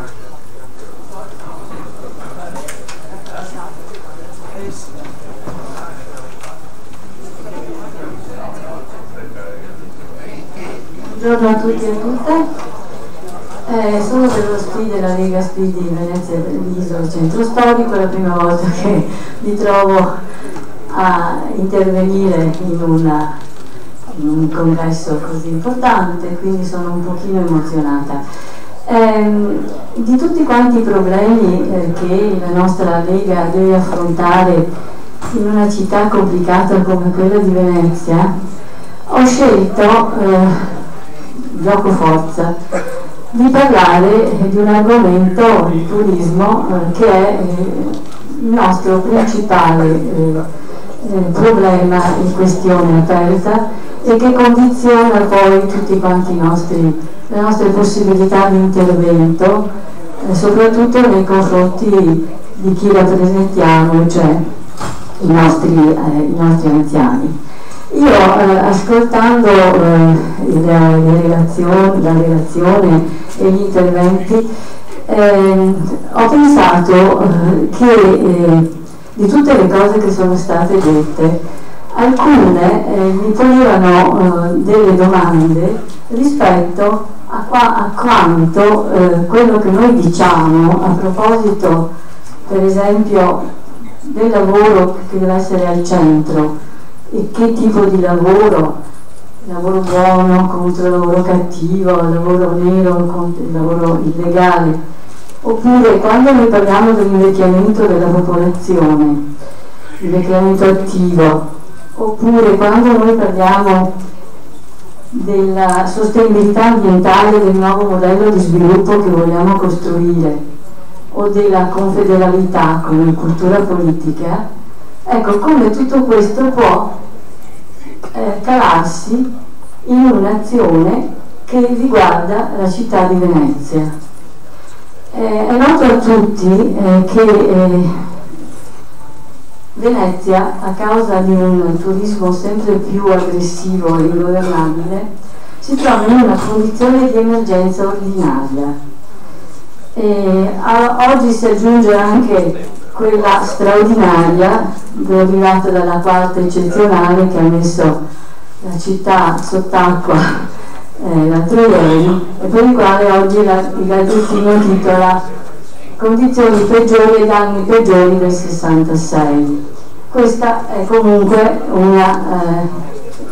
una emergenza straordinaria a cui tra l'altro noi siamo abbastanza abituati, però quello a cui non riusciamo a abituarci è l'emergenza ordinaria, indotta proprio da questi flussi di turismo crescenti e ingovernabili. Certo, la quarta avrebbe potuto essere arginata e il problema risolto con il Mose.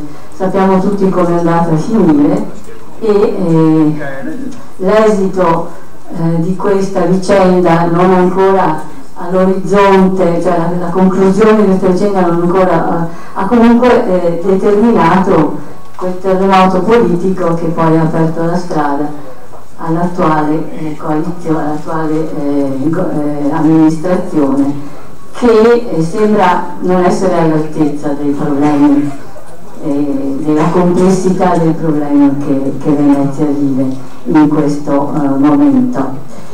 La scelta di fatto di puntare sul turismo come volano economico di un intero territorio è sbagliata, gravida di conseguenze negative, credo che tutti siano d'accordo, sia sull'assetto del territorio della città metropolitana e sul futuro di Venezia centro storico.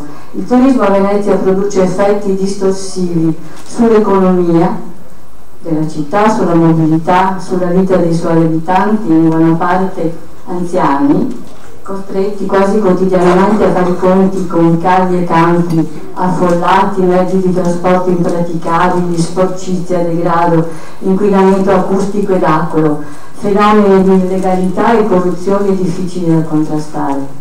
È allora evidente che se il turismo crea queste condizioni, si dovrebbe pensare adesso e pensare come renderlo compatibile con l'ambiente e con i bisogni di vita e di socialità dei suoi abitanti e anche di coloro che a Venezia lavorano e studiano. Ma poi appunto si pone il tema del lavoro, di coloro che sono occupati nel settore del turismo. In genere il lavoro in questo settore è povero, nero, spesso illegale. Deve essere questa l'unica forma di lavoro che la città offre? Vogliamo pensarci? E anche pensare anche coloro che ne traggono vantaggio dovrebbero porsi questa questione, e quindi il problema va affrontato perché c'è un complesso intreccio di interessi contrapposti difficile da affrontare, ma che è necessario assumere in un confronto chiaro e franco, e anche dentro al CGIL questo dovrebbe essere fatto. Dicevo degli effetti distorsivi del turismo sulla residenzialità, per esempio. Aumentano appartamenti ad uso turistico bed and breakfast, cambiamenti di destinazione d'uso, palazzi interi che diventano hotel. Imprenditori edili nel territorio si orientano verso la costruzione di edifici ad uso ricettivo, visto che quelli destinati ad abitazioni e ad uso commerciale non sono più profittevoli. Mestre, per esempio, ne ha un esempio. Sempre meno case, meno giovani, meno abitanti, i pochi rimasti anziani vivono in appartamenti troppo grandi, senza ascensori, isolati e soli, faticano a muoversi per le calli, non possono quasi salire sui mezzi pubblici. La parola d'ordine dell'invecchiamento attivo, quale attuazione può avere a Venezia per la sua popolazione anziana in queste condizioni? Venezia potrebbe rappresentare un modello di intervento per ridisegnare una città diversa, più attenta ai bisogni dei suoi abitanti e a misura dei bisogni degli anziani, che sono la sua componente più alta, attraverso una ristrutturazione del patrimonio abitativo, progettare case di dimensioni e tipologie diverse, intervenendo sul patrimonio esistente, per favorire la socialità, l'autonomia e l'autosufficienza. Anche questa potrebbe essere un'opportunità di lavoro diverso, ma anche ai giovani deve essere offerta la possibilità di vivere, lavorare e studiare a Venezia. Ci sono proposte, senza venire taglieggiati dagli affitti, ci sono proposte interessanti che riguardano una diversa residenzialità turistica che potrebbe riguardare altri soggetti, studenti e ricercatori che provengono da altre istituzioni o università, anche straniere, artisti che soggiornano per brevi periodi. Si può pensare a questo. La parola d'ordine comunque dovrebbe essere porre un limite, e le proposte ci sono, andrebbero vagliate e discusse. Attualmente però si registra un grave scollamento tra chi decide e coloro che subiscono gli effetti delle decisioni. In città ci sono movimenti organizzati per contrastare questa deriva. No Grandi Navi è il più noto, ma altri lavorano per riguadagnare spazi ai cittadini. A queste forze dovrebbe essere dato sostegno e risonanza, ma è chiaro che il problema del turismo va inquadrato in quello di un nuovo modello di sviluppo sostenibile e compatibile con l'ambiente, e che la via di soluzioni efficaci dovrà partire dallo scioglimento dei nodi che riguardano il lavoro, l'ambiente e i nuovi assetti territoriali che si delineano nel contesto globalizzato in cui tutti ormai ci troviamo. Contrastare questi processi richiede una decisa e forte confederalità, l'unica politica che possa affrontare la complessità e la sfida che la situazione di Venezia pone. Concludo dicendo che nel documento trasversale Il lavoro è sono contenuti valori e indirizzi sulla base dei quali costruire una piattaforma che ridisegni i futuri assetti del territorio di Venezia, che tenga uniti lavoro, ambiente, sanità, welfare e cultura, con la consapevolezza che affrontare la questione del turismo significa avanzare proposte che incidono su tutti questi settori. Per fare questo abbiamo bisogno di una CGIL unita, forte e confederale. Grazie. Diamo la parola a Ivana Francescotto dell'ESP di Treviso, come annunciato. Si prepari il compagno si prepari il compagno Quaglio. Nel frattempo viene convocata la commissione elettorale assieme a Daniele Tronco, Berto Lucia, Bonato Chiara, Lancisi Giuliana, Biancardi Nicoletta, Baggioli Franco, Gentilin Maria Rita, Dutto Daniela ed Angelo Massimo. La parola a Ivana. Buongiorno a tutti. Ho una comunicazione importante da farvi. Finito l'intervento di Paolino Barbiero, il nostro segretario di Treviso, è arrivata una comunicazione che CGIL CISL-UIL faremo un incontro per organizzare le tre assemblee territoriali sulla contrattazione sociale e sulle priorità che avremo. Dico questo perché il rapporto con le altre organizzazioni è fondamentale. Credo che non potremo mai più prescindere da questo rapporto. Il lavoro con CISL è un lavoro importante. A Treviso credo che stiamo già facendo questo buon lavoro e quindi ecco, l'ho valorata come una notizia importante. Voglio ora raccontarvi le nostre esperienze quotidiane che viviamo con lo SPI nella nostra zona. Vi parlerò dell'Oppitalcino Motense, una zona di frontiera poco sindacalizzata, dove tutte le 14 amministrazioni sono di centrodestra Lega.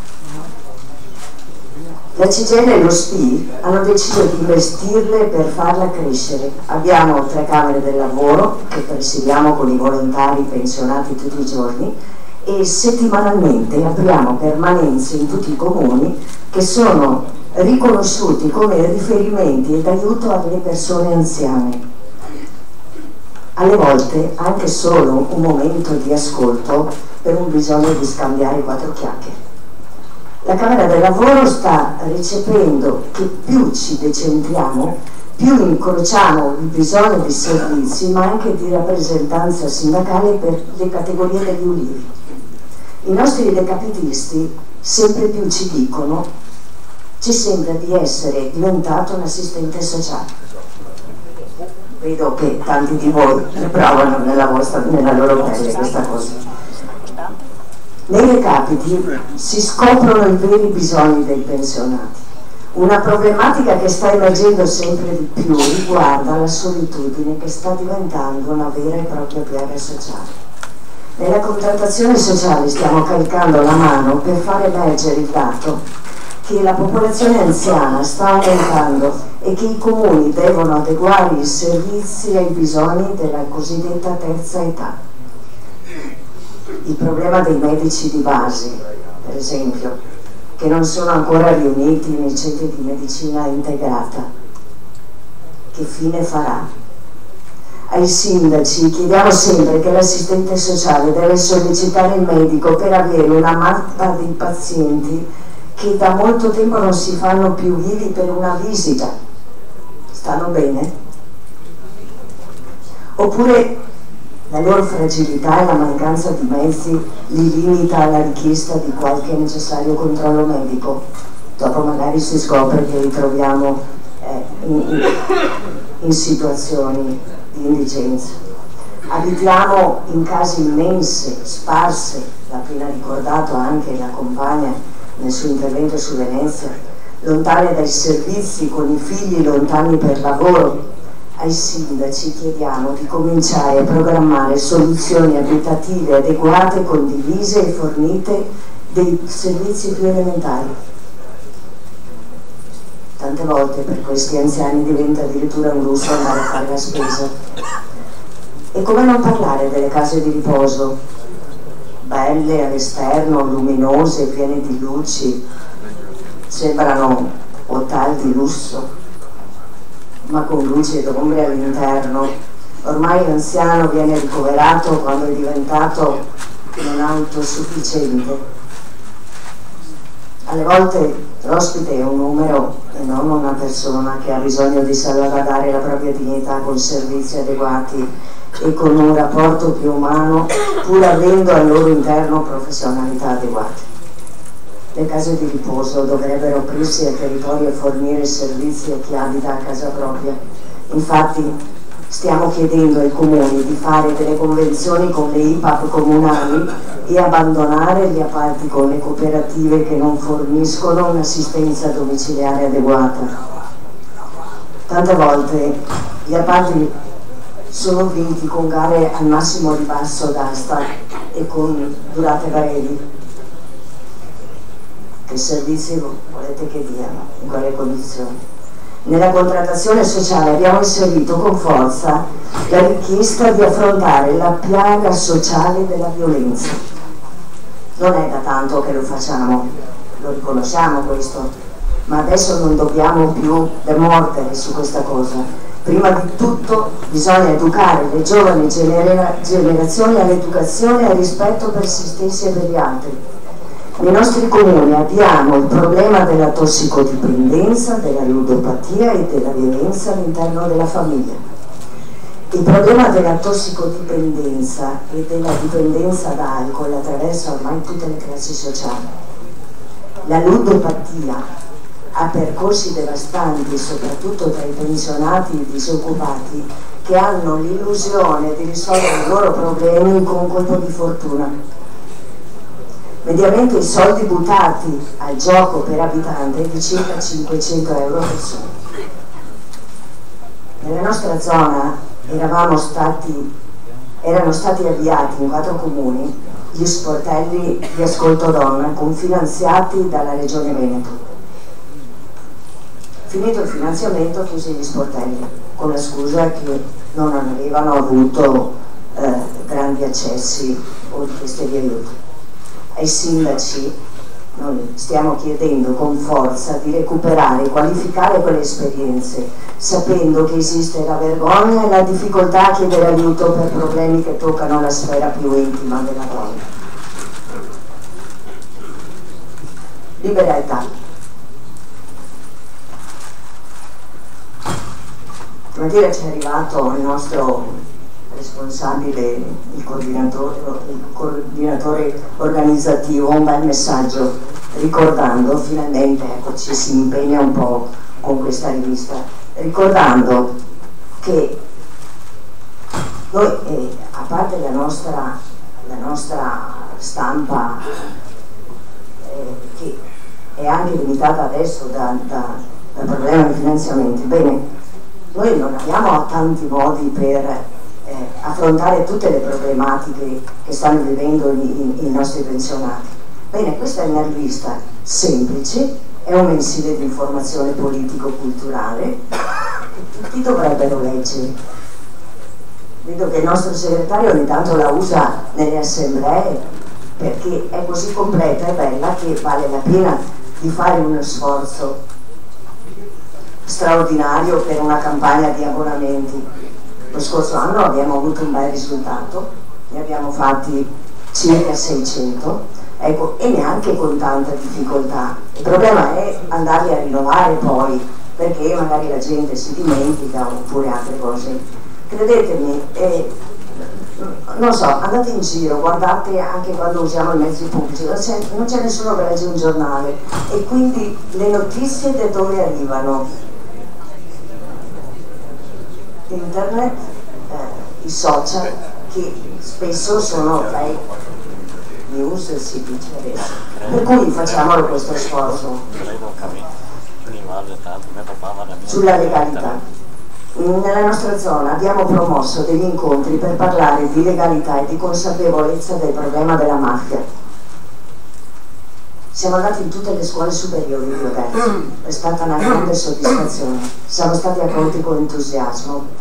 Per alcuni ragazzi è stata la prima volta che discutevamo di mafia, venendo a conoscenza che non è solo un problema lontano nel sud Italia, ma che la mafia fa affari con tutti, compresi anche i nostri industriali veneti in difficoltà, e che la terra dei fuochi contiene anche molti dei nostri rifiuti industriali tossici.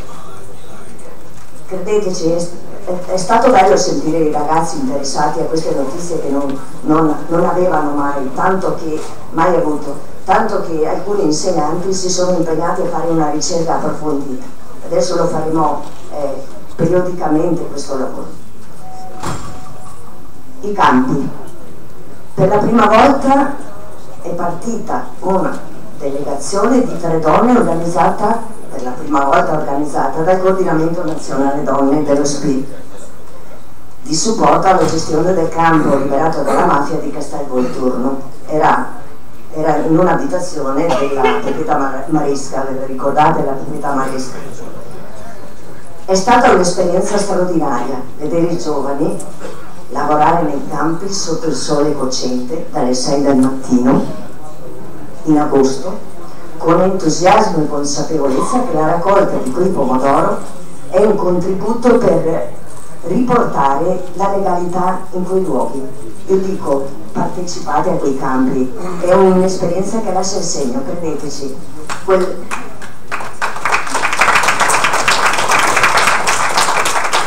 gruppo di ragazzi ci stanno ancora cercando, ringraziandoci di averli aiutati in quell'esperienza là, in quel percorso, e ci hanno chiesto di incontrarci proprio adesso per appunto continuare nel loro percorso di conoscenza. Le donne, il coordinamento donne alle volte la consapevolezza dei problemi di genere nasce per vie diverse. A Treviso si è sviluppata con una mostra delle abilità delle nostre pensionate iscritte. È stata una mostra straordinaria, ma è stato soprattutto anche un modo per incontrarci e per capire, ecco, che abbiamo delle abilità straordinarie alle volte. E allora c'è stato un crescendo di consapevolezza delle nostre iniziative, diverse manifestazioni con al centro la lotta contro la violenza sulle donne, celebrazione dell'8 marzo in Piazza dei Signori, curanti di un vento e pioggia battenti, l'incontro con il prefetto di Treviso, la consegna delle mimose in tutte le case di riposo della provincia, una cosa alla quale ci siamo ripromessi di non venire mai meno, perché è commovente vedere le anziane, le donne anziane come ci accolgono con quel semplice gesto di un mazzolino di mimose. Spettacoli teatrali a Treviso e a Oderzo, a Vittorio Veneto, manifestazioni in diverse zone in piazza Treviso contro la violenza sulle donne. Per il 25 novembre manifestazioni in diverse zone e spettacolo teatrale sul tema, corsi sulla buona cucina in collaborazione con l'ULSS, solidarietà con le zone dell'ultimo terremoto, una cena per raccolta fondi che ha visto la partecipazione di oltre 600 persone, che ha affrontato circa 6.000 euro. La somma, siamo andati in delegazione a incontrare le donne di Arquata e l'abbiamo consegnate al loro sindaco. E per finire invito tutto il congresso alla tavola rotonda che si terrà il 10 novembre alle ore 10 a Oderzo dal titolo Le donne, il linguaggio, la violenza. È una bella mostra che è stata inaugurata a Mestre lo scorso anno, che ha avuto un grande successo. Sono 12 pannelli di ritratti di donne, di Paola Volpato, donne ammazzate, uccise. Quindi tutto questo per discutere sulla violenza, sul tema della violenza sulle donne. Abbiamo invitato anche alcune classi di studenti dei licei di Oderzo, le scuole, le abbiamo sempre davanti, l'attenzione deve essere verso loro, sono loro che avranno in mano le redini del futuro. Inoltre ci sarà anche un rappresentante dello spazio di ascolto del cambiamento maschile, ed è questo che cominceremo a fare. Assieme al neo costituito coordinamento donne CGL abbiamo cominciato a studiare dei percorsi nuovi per affrontare da un altro lato il problema della violenza, che non è un problema di donne, le donne subiscono. Abbiamo cominciato a incontrare i centri di ascolto cambiamento maschile. Sì, perché sono convinta che il problema della violenza si affronterà sul serio quando, oltre all'educazione nelle scuole, saranno gli uomini in prima persona a parlarne.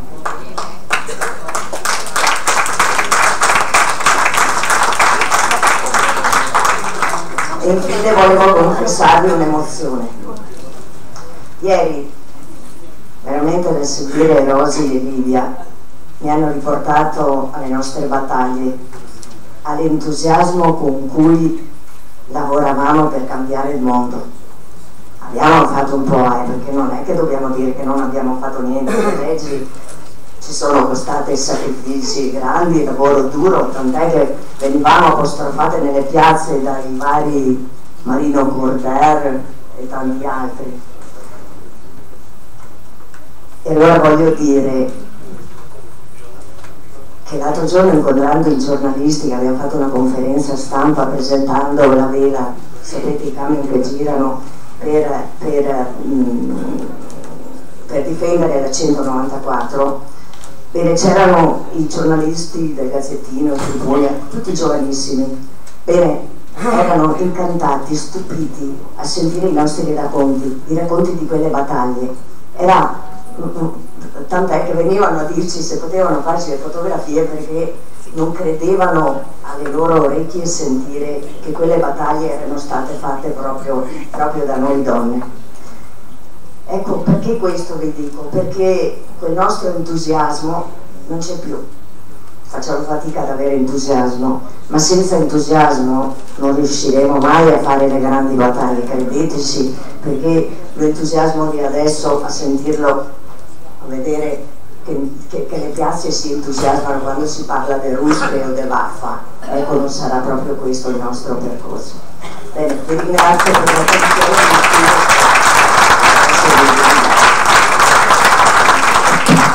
Bene, Ivana, come preannunciato diamo la parola a Gianfranco Quaglio dello Spirito Vigo. Chiedo al compagno Giuseppe di andare nella commissione elettorale e di chiedere che l'Ancini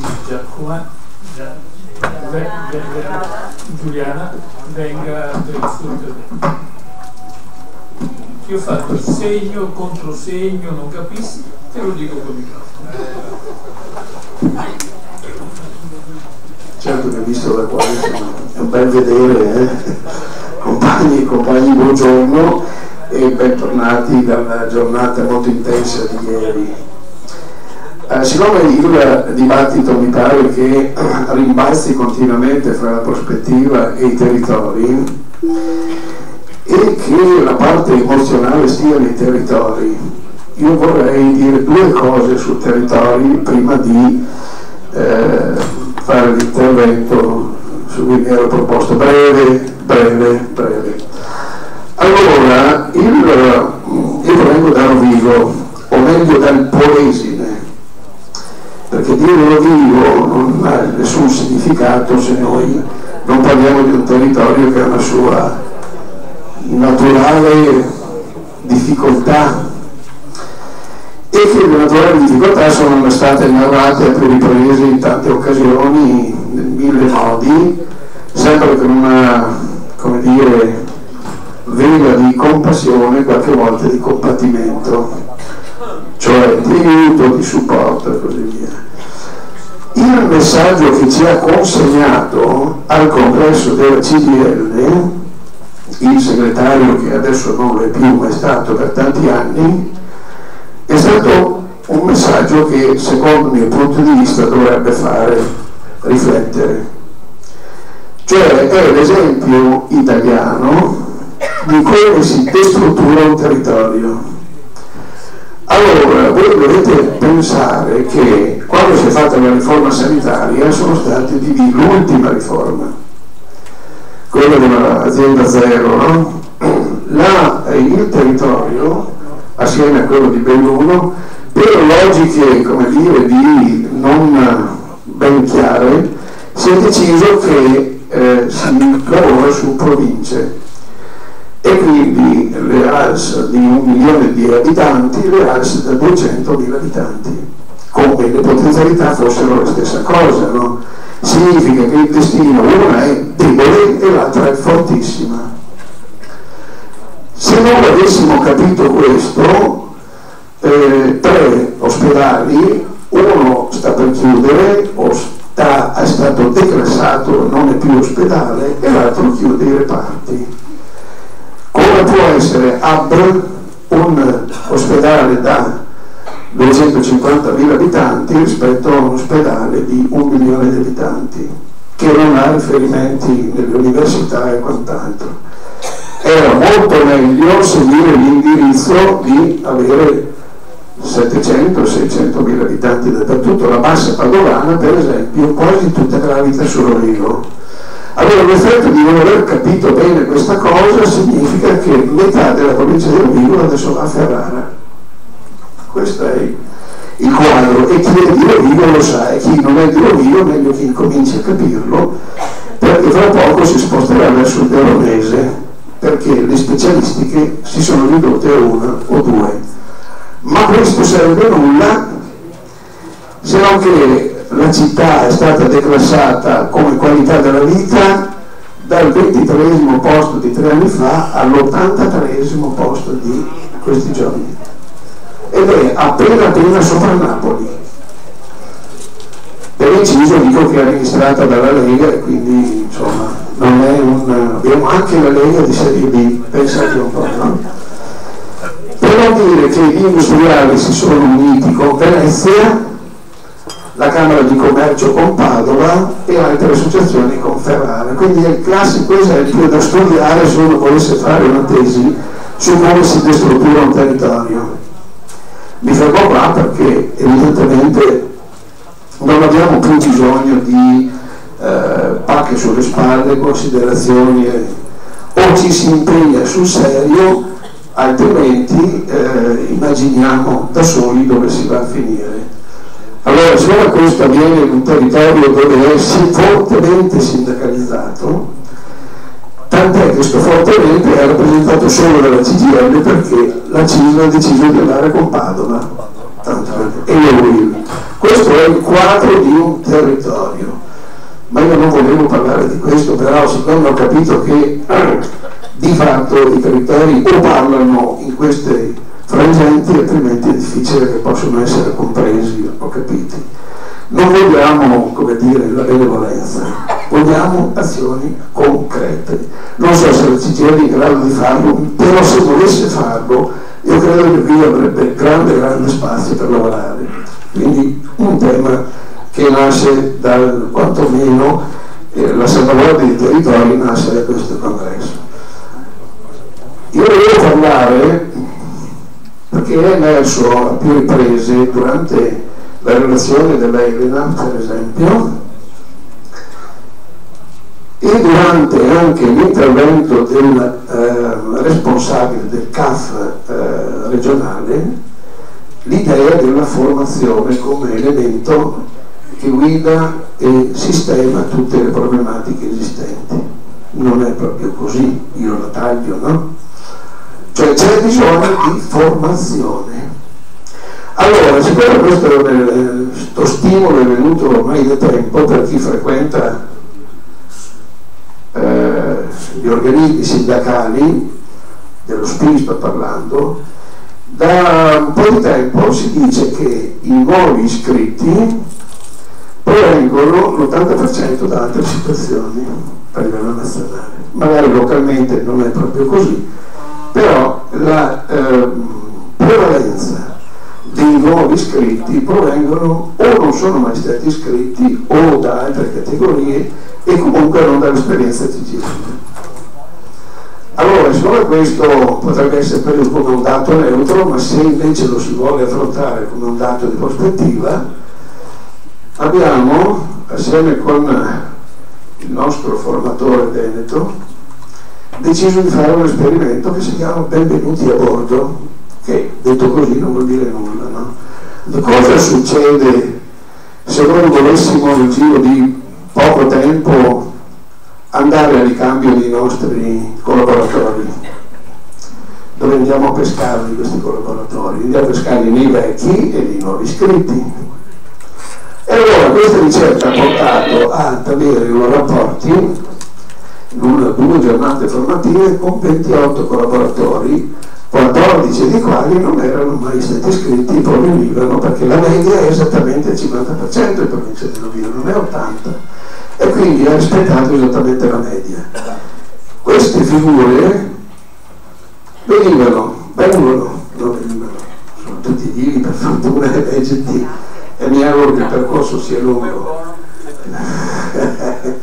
Vengono le famose VIO-out, quindi autonomi, artigiani, piccoli imprenditori che hanno avuto sfortune, vengono perché essendo una provincia che emigra abbiamo i fenomeni di ritorno e quindi abbiamo qualche dirigente aziendale, qualche operaio specializzato, quindi con vincoli per non poter di fatto essere a volte iscritti anche a organizzazioni sindacali.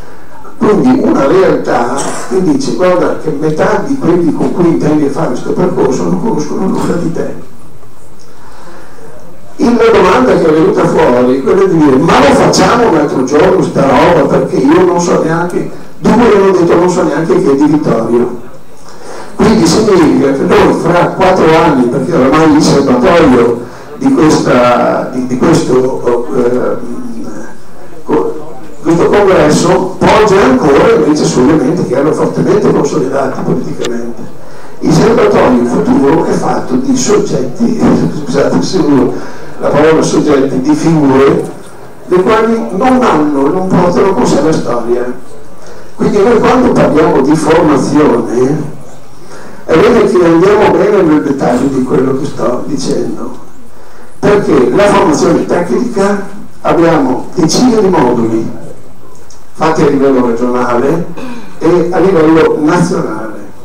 Abbiamo anche dei formatori presenti i quali potrebbero domani mattina, come dire, su mandato fare un progetto lavorativo senza problemi. Ma siamo molto preparati nella parte tecnica, non lo siamo altrettanto nella parte formativa politica. Perché qui lavorare su soggetti che hanno fatto la vita sindacale è una cosa, lavorare su chi non l'ha mai vissuta, su cui devo stabilire e mediare chi è di Vittorio e lo slogan che lo contraddistingue, e quindi sappiamo che fra qui 4 anni, siccome il sindacato per definizione, lo SPI, no? È noto a tutti che cambia con molta facilità, dalla grafica è un sistema che aiuta molto a spiegare queste cose, e quindi su questo vorrei dire una cosa, scusate, ma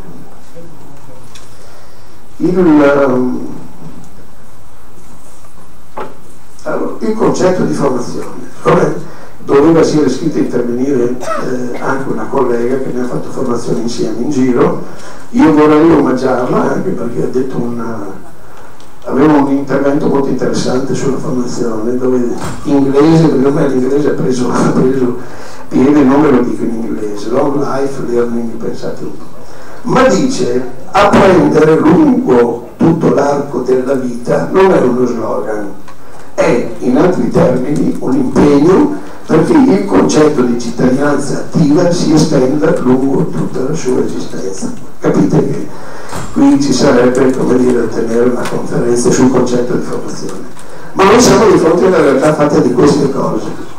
Le cose sono esattamente queste. Allora, una delle gambe che ha accennato il mio segretario provinciale, ma segretario, scusa, ti riprendi, ancora non mi è entrata, no? Pure avendo una frequentazione, ma è un dettaglio, la sostanza è che comunque ricopre il ruolo. E chi ha detto le 4 gambe, ma che noi eravamo partiti da 2 gambe, vi ricordate, la tutela individuale e la tutela collettiva. Allora, nella tutela collettiva ci sta tutta la contrattazione, no? E i concetti di formazione sulla contrattazione si scontrano con la realtà dei fatti, cioè sono molto più formati e preparati quelli che vanno a fare la contrattazione rispetto a quelli che mi dicono di riprendere la linea, che dovrebbe essere qui. Non da formazioni ideologiche, ma provengono da sta arrivando, oddio che emozione! le civiche, non nel nostro territorio, tranne lo dico che è identificato, perché sono tutti civiche.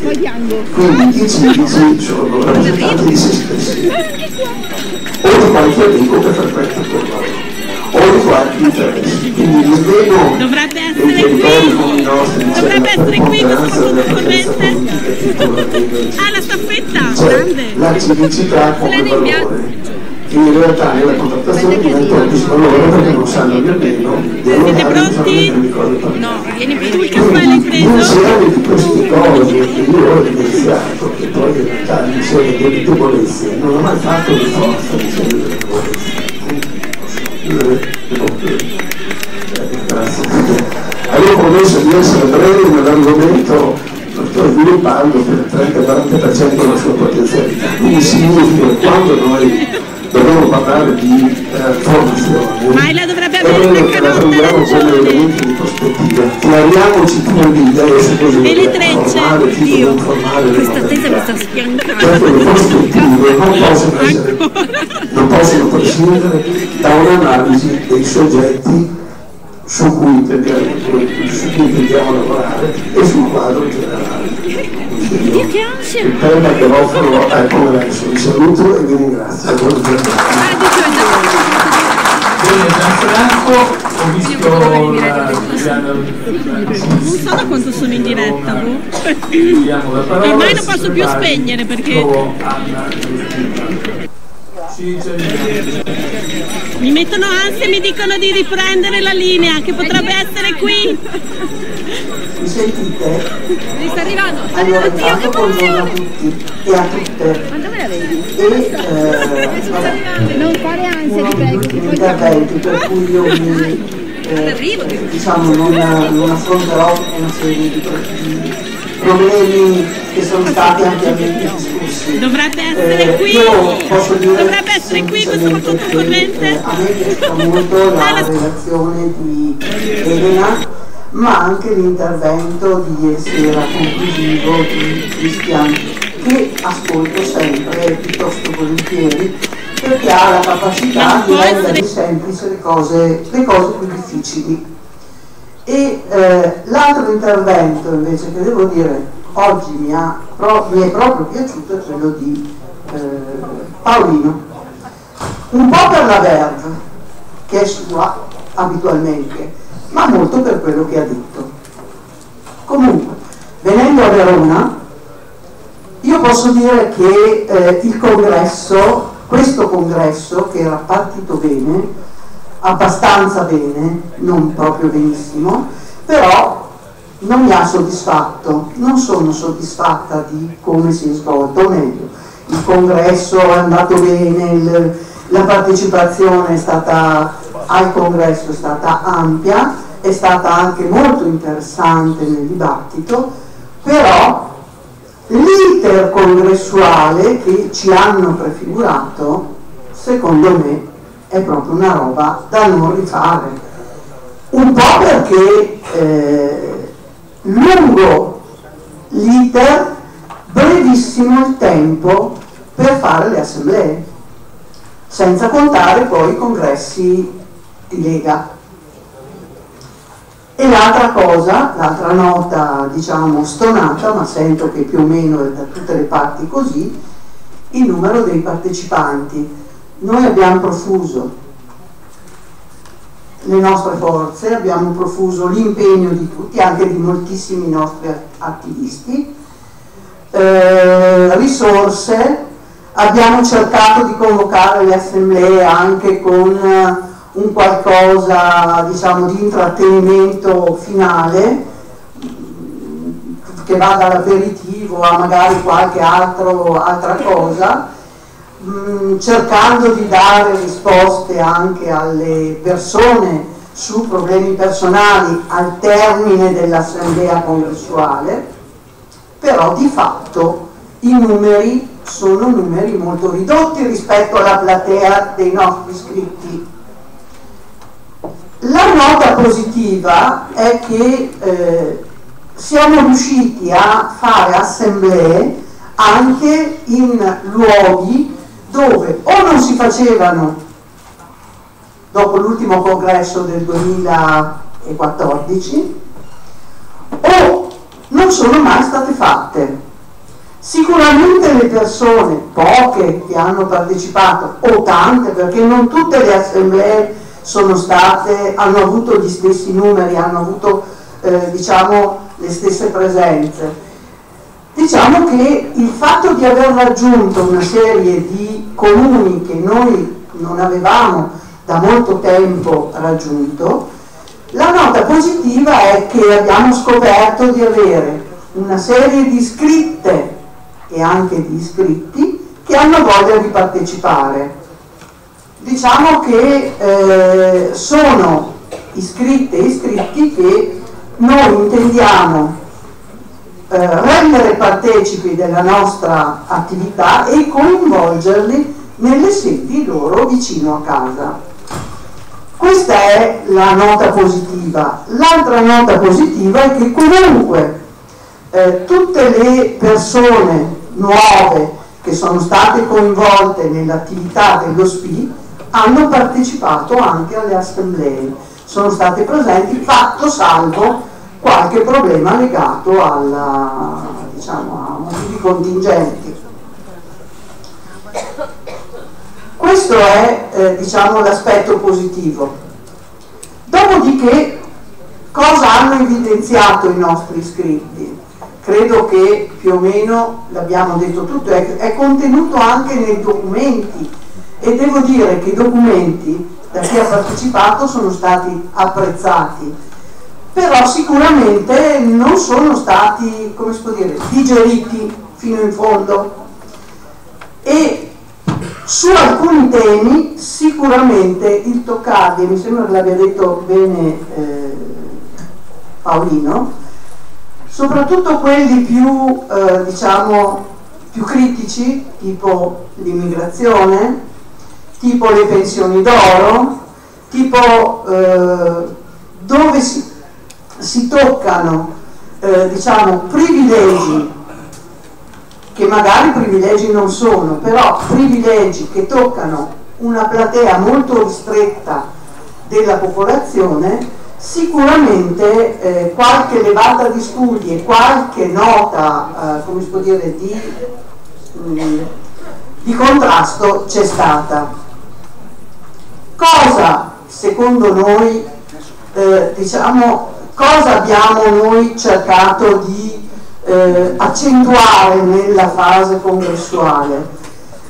Abbiamo cercato di accentuare la parte che riguarda il territorio. Mi sembra che il nostro segretario da poco scaduto l'abbia messo in evidenza, cioè noi abbiamo cercato di implementare il più possibile la presenza sul territorio, perché per noi la presenza dello SPI significa la presenza della CGIL. Nessuno nello SPI ritiene che lo SPI sia un qualcosa di avulso dalla CGIL, almeno nell'ambito dello SPI di Verona. I nostri sono sicuramente CGIL, non solo suppliscono, ma credo che avvenga un po' in tutti i territori, suppliscono anche alla mancanza delle categorie e alla mancanza della CGIL, perché una delle note che è venuta avanti è che comunque la negoziazione sul territorio, al di là di alcune sporadiche nostre prove che abbiamo fatto e che hanno dato anche qualche buon risultato, è mancata soprattutto la confederazione e è mancata la cornice creata dalla confederazione, e naturalmente mancano i rapporti, sono mancati i rapporti con CISL-UIL. Per quanto ci riguarda abbiamo cercato di recuperare questi rapporti con SPI e FNP, almeno per quanto riguarda le case di riposo. Ci siamo in parte riusciti, non abbiamo fatto grandi cose, però abbiamo con loro cercato di conoscere le nostre case di riposo e di valutare con loro la situazione degli anziani presenti nelle case di riposo. La cosa che si evince è che la maggioranza sono donne, sono quelle che vivono più a lungo, ma che vivono peggio l'allungamento della vita, perché hanno, per motivi vari, in varie fasi della loro vita, rinunciato magari a curarsi e di conseguenza poi alla fine la salute il conto te lo presenta. L'altra cosa, evidenziata sempre dalle case di riposo, è che comunque gli accreditamenti sono rimasti invariati da 10 anni a questa parte, per cui molti soggetti sono, e qui l'avete evidenziato, devono pagarsi di tasca propria quello che è, quella che è la retta, o contribuiscono alle famiglie, per cui si arriva all'impoverimento a seguito, diciamo, per questioni di salute non solo del pensionato o della pensionata, ma anche della famiglia circostante. Poco numerosa o molto numerosa che sia. E le stesse case di riposo dicono sì, c'è anche un problema legato al personale. Perché? Perché se io non ho la possibilità di ricoverare, a fronte di posti letto che ci sono, in regime, diciamo, di tutela sanitaria, tutta una serie di soggetti, a me, diciamo, la persona che entra in casa di riposo ci resta per pochissimo tempo, tant'è che i tempi di permanenza in casa di riposo si sono accorciati. Io dico per alcuni versi va anche bene, per altri versi non va assolutamente bene. Non va assolutamente bene perché poi al di fuori, diciamo nella società, anche i servizi di tutela delle persone di una certa età, i servizi che dovrebbero essere garantiti dallo Stato, dalla Regione o comunque dal pubblico, di fatto si sono ridotti, si sono ristretti. Non è che una persona anziana che abita da sola, magari al quinto piano di una casa dove non c'è l'ascensore, dove fa fatica a muoversi perché magari l'appartamento è anche abbastanza scomodo, se deve andare a farsi la spesa, fare determinate cose o comunque fare le pulizie, se riesce può avere 2 ore alla settimana di assistenza da parte del comune o delle strutture preposte. Non solo, anche i luoghi dove potersi curare, i cosiddetti ospedali di prossimità o ospedali previsti, che sono piccoli ospedali ma dove ci si può curare su patologie croniche, non è che da noi sono stati messi, cioè nella regione sono stati messi in funzione. Mi risulta che da questo punto di vista non sia stato fatto proprio nulla o poco è stato fatto. L'altra cosa invece che a me preme dire è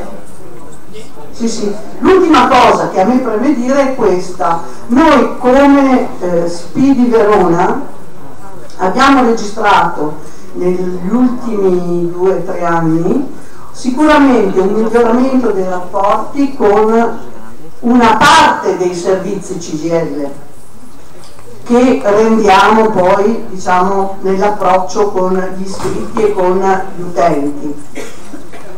E questa parte è l'unica. Non abbiamo altrettanta risposta da parte del nostro CAF.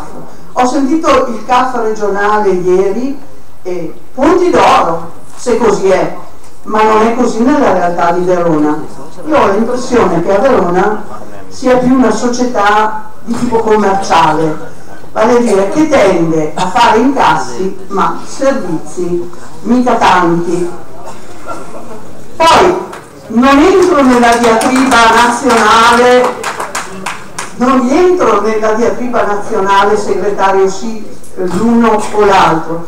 Dico solo, spero solo che la CGIL mette in campo il buon senso, perché noi siamo un'organizzazione che ha un onere oggi: scendere in piazza il prima possibile contro questo governo, meglio contro i provvedimenti che questo governo sta attuando, perché sono sicuramente contro i lavoratori e contro i pensionati. Vi ricordo che i pensionati pagano più tasse rispetto ai lavoratori, Allora siamo l'unico paese, cerchiamo di darci una regolata, scusate. Grazie. È arrivata alla Presidenza un'agenda di quelle che abbiamo distribuito per questo congresso. Mi è estremamente difficile capire l'andamento di chi possa essere, do solo un'indicazione: Lilli, elettricista di Fieso d'Artico.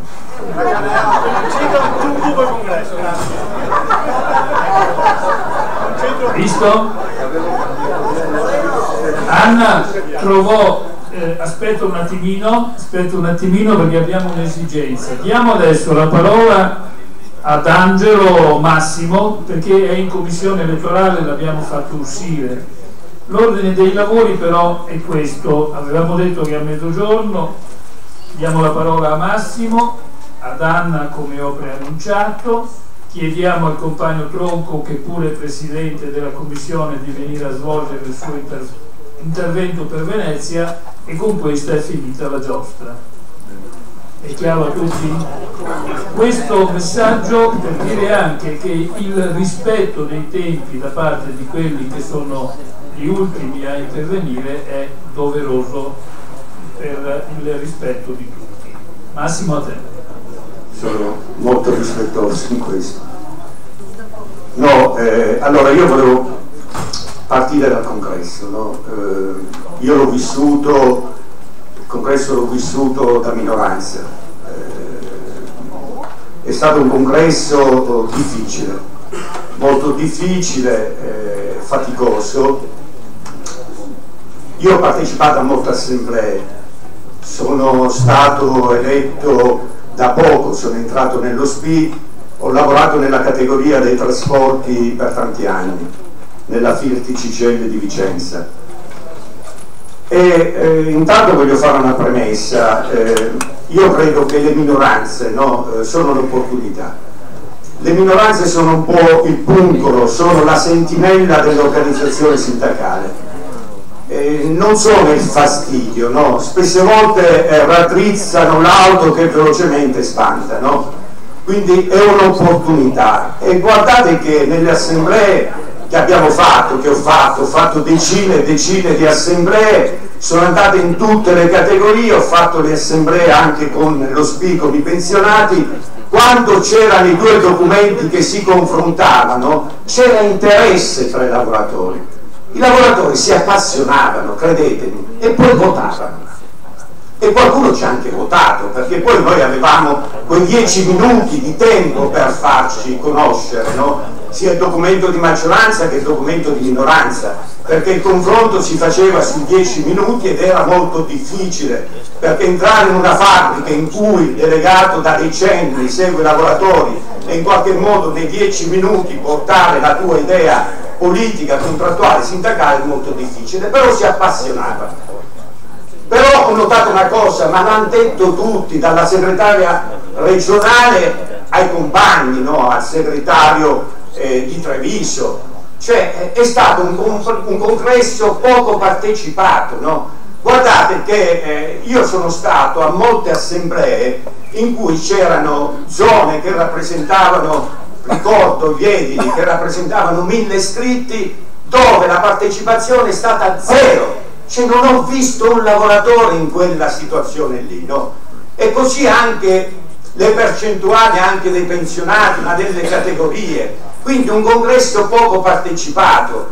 E mi sono chiesto perché c'è questo scollamento tra la base, tra i lavoratori e la dirigenza, la nostra CGIL. Per quale motivo? Io me lo sono chiesto e credo che molti di voi se lo sono chiesti, e molti di voi oggi hanno fatto degli interventi critici. Io credo che dobbiamo riniziare, compagni, perché noi non siamo riusciti a intercettare il mondo del lavoro che cambiava, ma anche le esigenze nostre della vecchiaia che cambiano. Noi non siamo riusciti ad intercettarle, e mentre il lavoro buono diventava cattivo, noi eravamo lì a guardare. Questo è il grande nostro errore e non perseveriamo in questo.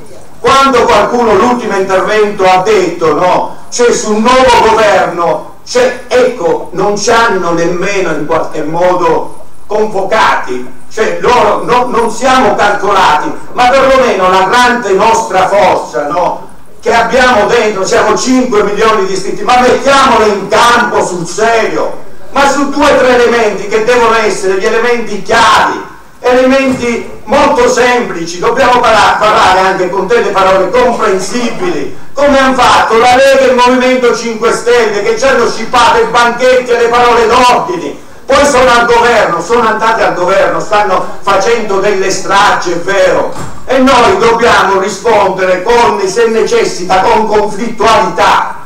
Dobbiamo essere conflittuali a prescindere che ci sia Gislo o Guille, è meglio che ci siano Gislo e Guille, è meglio essere unitari, però dobbiamo cercare di andare avanti con le nostre idee, perché noi nella nostra storia, in questa nostra storia di questi 10 anni, dobbiamo fare un resoconto. Noi avevamo due strade, o su delle parole d'ordine semplici, no?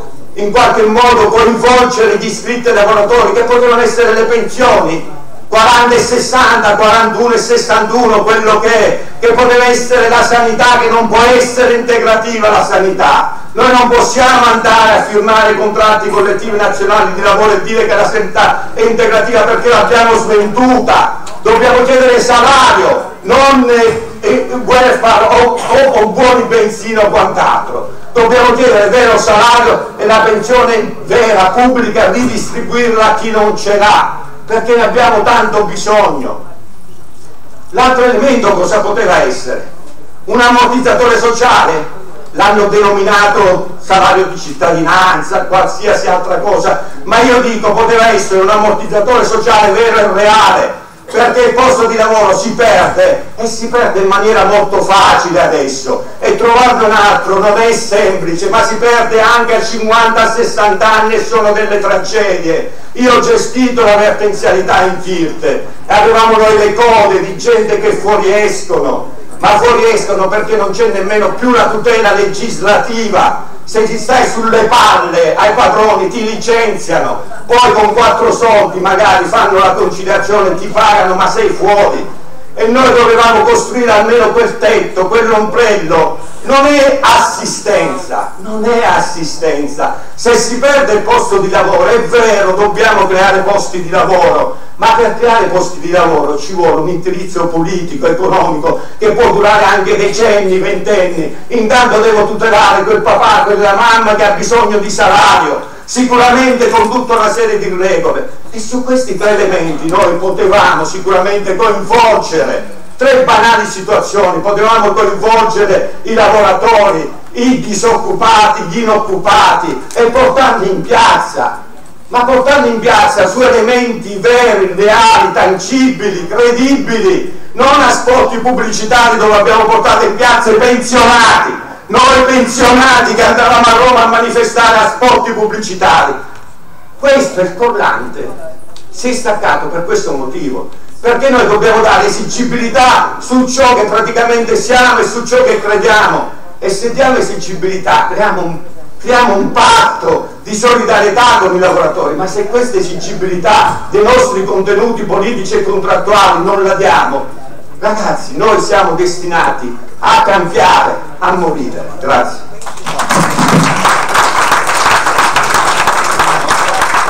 Grazie Massimo. Allora, la parola a Trovò Anna dello Spirito Padova.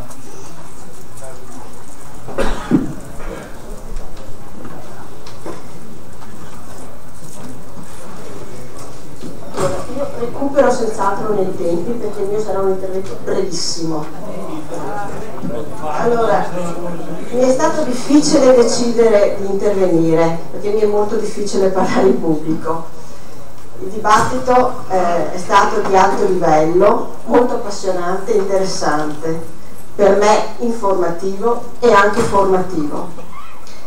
Ma non voglio entrare nel dibattito congressuale. Vorrei portare all'attenzione di questo congresso la condizione di pensionati molto particolari, che godono di una pensione anche se molto giovani, gli orfani. La loro pensione è un reddito che come tale è sottoposto alla fiscalità generale. Questi ragazzi non sono più a carico del genitore superstite, non hanno più diritto alle detrazioni fiscali.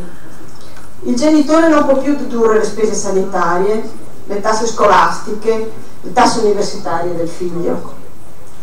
L'orfano si trova in condizioni di svantaggio perché ha perso il genitore ed è pure penalizzato perché quella piccola parte del reddito di quel genitore che non ha più gli viene trasferito e lo rende titolare di una pensione che non lo rende certamente autosufficiente, ma lo discrimina rispetto ai suoi coetanei. I genitori dei suoi coetanei hanno diritto a tutte le detrazioni. Il genitore superstite non ha più questo diritto.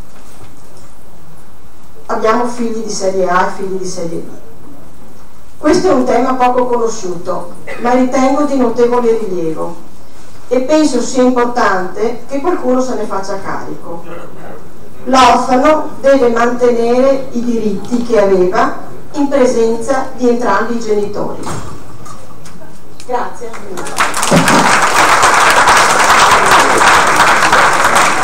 Diamo la parola a Daniele Bronco per l'ultimo intervento di questo nostro congresso.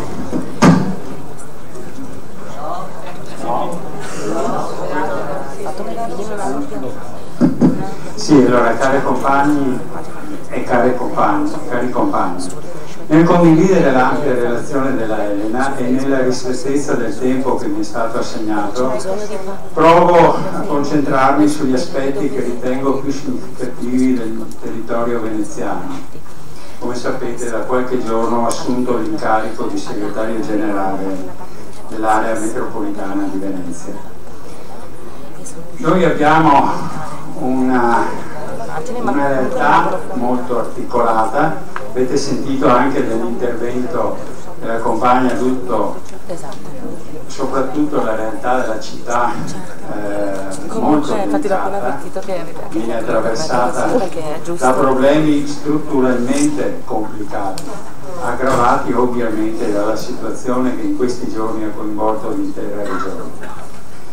Abbiamo comunque una rete molto estesa di collaboratori che collaborano con la struttura confederale, sostengono il sistema dei servizi, INCA e CAF in modo particolare, e danno un contributo molto importante al proselitismo dello SPI e delle categorie, che in questi anni è cresciuto in modo molto significativo.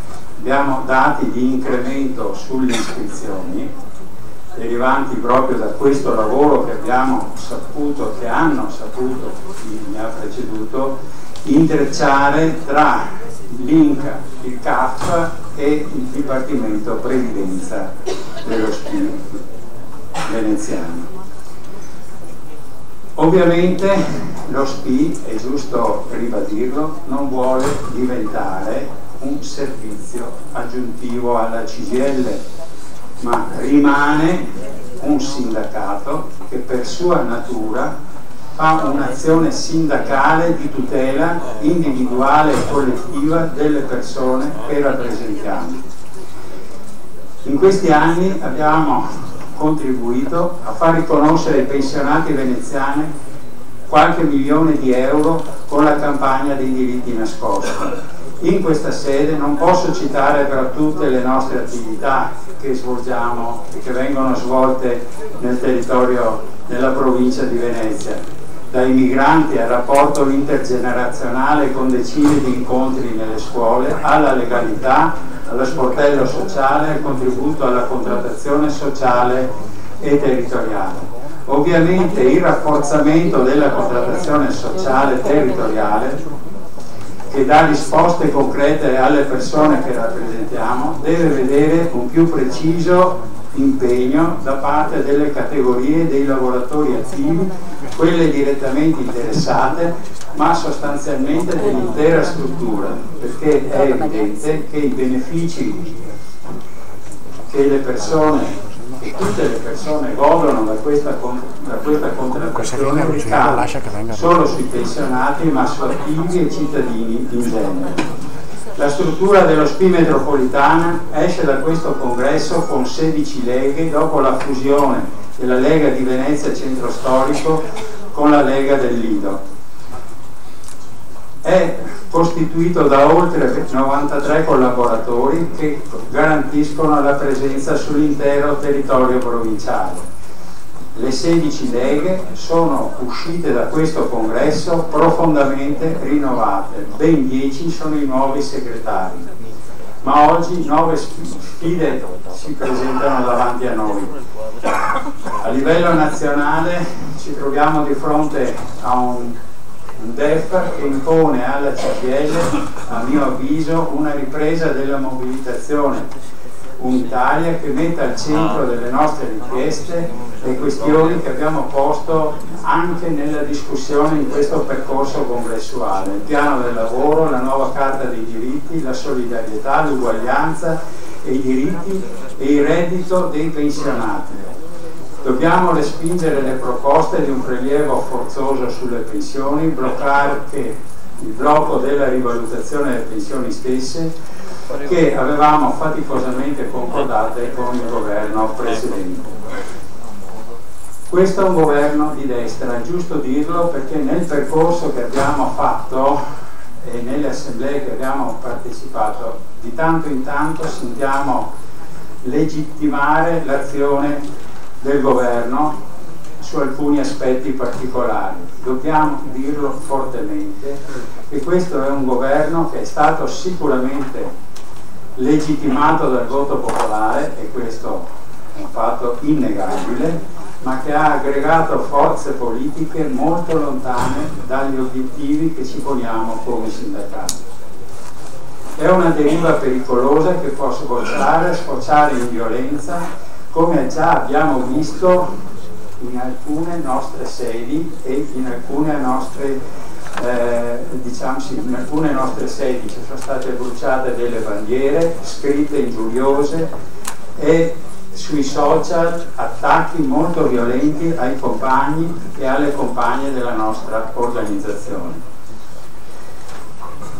Brevemente dico che sulle dinamiche interne alla nostra organizzazione lo SPI rilancia un'idea unitaria e plurale della CGIL, riuscendo a coniugare posizioni diverse nei gruppi dirigenti a tutti i livelli, ricercando soluzioni condivise. E come abbiamo visto al congresso metropolitano di Venezia, questa non è un'azione semplice, ma devo dire che lo SPI anche a Venezia, anche in quel congresso, ha portato un'idea che io penso sia molto importante confermare per la nostra organizzazione. Sarebbe un crimine, dico io, andare in una direzione di divisione, di personalizzazione che ci porterebbe, diciamo, in una strada che abbiamo già visto coinvolgere la sinistra politica di questo Paese. Inoltre io penso che vada respinto il rischio di una trasformazione della nostra organizzazione che rimane forte.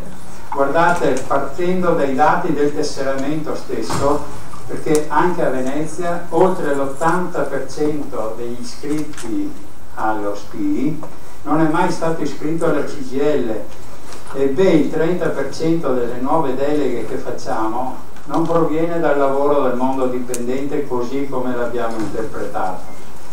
Inoltre solo il 40% degli iscritti che escono dal sistema produttivo di lavoratori attivi che vanno in pensione si rivolge al nostro sistema dei servizi, quindi i lavoratori che sono stati iscritti 40 anni alla CGIL al momento di andare in pensione non si rivolgono all'INCA o non vanno al CAF a fare la tutela fiscale. Questa è una questione che deve interessare l'intera organizzazione, perché diciamo che i processi di cambiamento sono molto rapidi e rischiano anche di coinvolgerci. In questo contesto assume un ruolo fondamentale alcune azioni che intendiamo utilizzare nella prossima attività, in modo particolare la formazione dei compagni anche in relazione al grande cambio del gruppo dirigente e i temi legati alla comunicazione, perché come dico spesso le cose che facciamo sono molte, però molto spesso non le comunichiamo all'esterno. Ovviamente dobbiamo sapere che il coinvolgimento delle competenze dei pensionati nel comunicare ai lavoratori attivi le problematiche della previdenza sono un fatto abbastanza importante e solo episodicamente viene fatto. Ci sono ancora molte barriere da abbattere sul rapporto tra SPI e lavoratori attivi. Le assemblee inoltre congressuali hanno messo in evidenza una criticità del rapporto con la nostra base.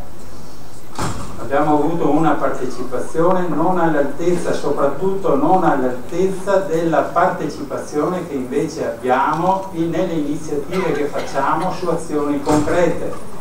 C'è uno scarto molto alto tra partecipazione quando affrontiamo un tema sociale e invece quando parliamo di organizzazione, di congresso, eccetera. Questo è un fatto che ci deve preoccupare perché sposta, diciamo, una parte molto consistente dei nostri iscritti.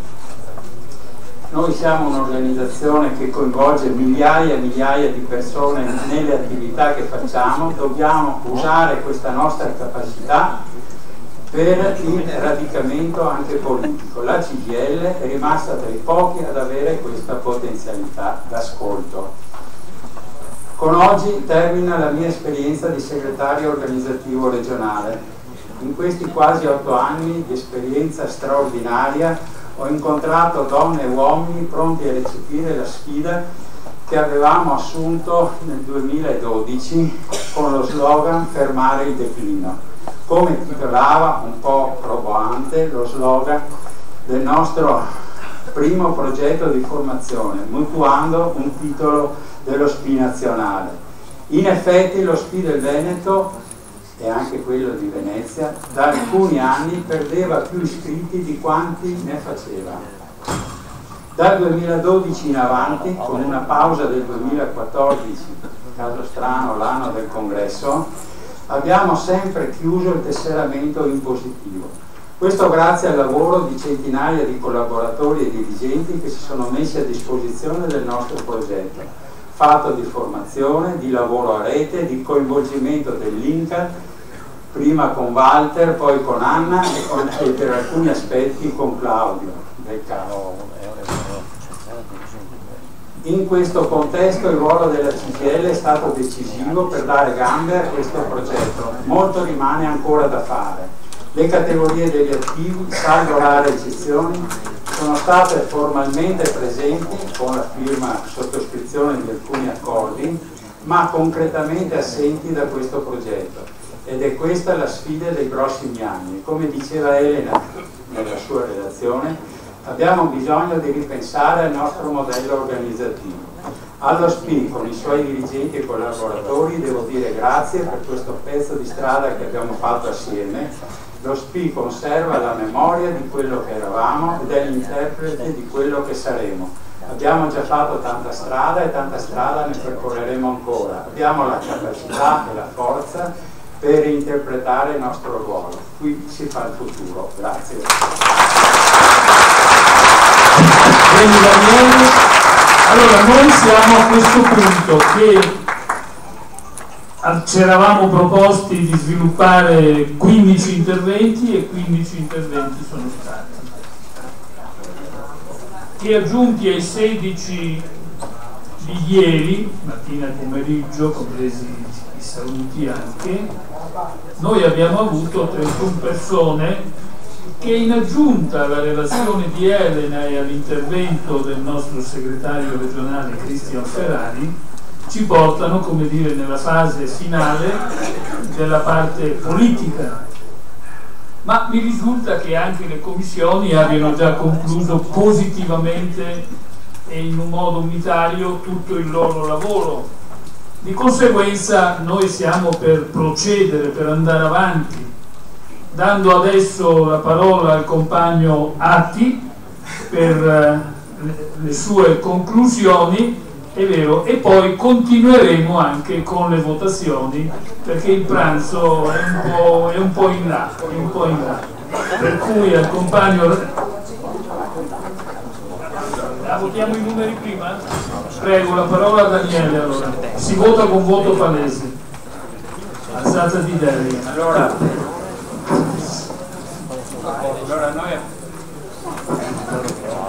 Allora, abbiamo in commissione elettorale chiuso un lavoro, adesso c'è un'altra piccola variazione, ma intanto io vi chiedo al Presidente di mettere in votazione. Noi vi proponiamo un'assemblea di un direttivo, scusate, di 66 componenti, 32 donne, 34 uomini, 48,5, 51 di uomini. E un'assemblea generale che, come sapete, è composta dal direttivo più alcuni 11 persone, di 77.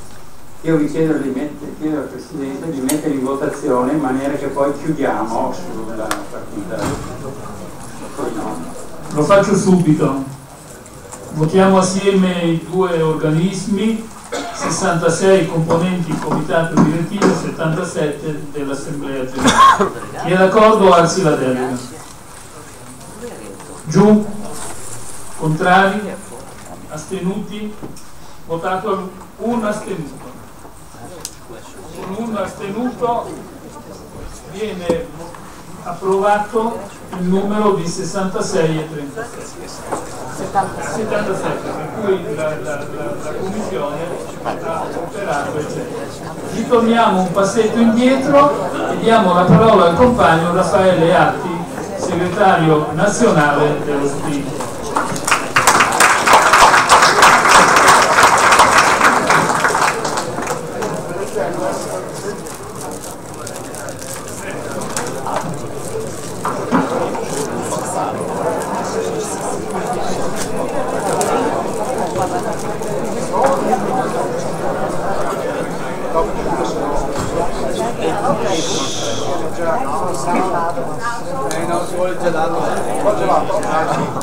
Dicevo, è già successo in un altro congresso di rovesciare il bicchiere sugli appunti, è una specie di acqua alta fuori programma, ma credo che siamo tutti d'accordo che è un bel congresso e per me concludere è quasi imbarazzante, perché tra la bella relazione di Elena, l'intervento di Cristian, i contributi venuti dal dibattito, diciamo, restano pochi spazi di valutazioni aggiuntive. Bisogna decidere cosa ripetere e perché ripetere delle cose che sono già state dette. In più, se aggiungiamo che l'intervento di Rosy Bindi ha di suo arricchito e sviluppato e reso anche qui difficile aggiungere qualcosa sui temi della sanità che hanno occupato una parte significativa del vostro dibattito, è stato un punto su cui c'è un'attenzione, e anche Livia Turco col suo contributo ha svolto quella funzione di mobilitazione, ha dato una scossa ieri, richiamandoci all'urgenza e al dovere di un impegno che non solo a difesa delle riforme di libertà che abbiamo ricordato e di cui abbiamo reso evidente l'attualità, ma come terreno per provare a fermare quest'onda regressiva che investe i diritti civili e che non a caso, come diceva Elena nella sua relazione, muove come rivalsa sulla libertà delle donne come primo punto. perché sempre la restaurazione, anche quando assume la parvenza di rivolta di popolo, come sono state nella storia le Zaccherie, i movimenti sanfedisti, i movimenti borbonici, neoborbonici, diciamo, successivi all'unità d'Italia, sempre quelle rivolte fanno riemergere anche la vocazione autoritaria delle gerarchie patriarcali, e quindi, diciamo, le donne tornano subito quando si muovono questi processi, diciamo, diventano subito l'obiettivo della rivalsa. Ecco, dicevo che la ricchezza del congresso esonera allora dal proporre con ordine il dibattito e permette di fare delle scelte. Io la prima scelta che faccio è di esprimere un apprezzamento non formale alla relazione di Elena e alla ricchezza del programma del congresso, perché questo dice di un'organizzazione, la vostra, lo SPI del Veneto, forte, viva, radicata, insediata, in grado di valorizzare una rete di alleanze che ieri è parsa evidente nella quantità, qualità dei saluti e degli interventi di merito che quei saluti portavano, una rete di alleanze dentro una società, quella veneta, che è ricca di una tradizione e di risorse di impegno civico e solidale che la vostra iniziativa sa valorizzare e sa diciamo, tenere in rete, appunto. E la relazione di Elena poi ha avuto la capacità di far vivere i temi del congresso dentro l'attualità, di tradurre l'impianto politico-culturale del documento in una agenda di priorità delle nostre iniziative sia nella dimensione nazionale che in quella locale, e portando in primo piano, mi pare bene, il contributo che lo SPI vuol dare al congresso a partire da quello che rappresenta sul piano politico e organizzativo lo SPI oggi, che è quella foto lì. Lo SPI oggi è quella foto lì, come ci ha ricordato Ivan, il segretario nostro generale, nel video che ha aperto i lavori.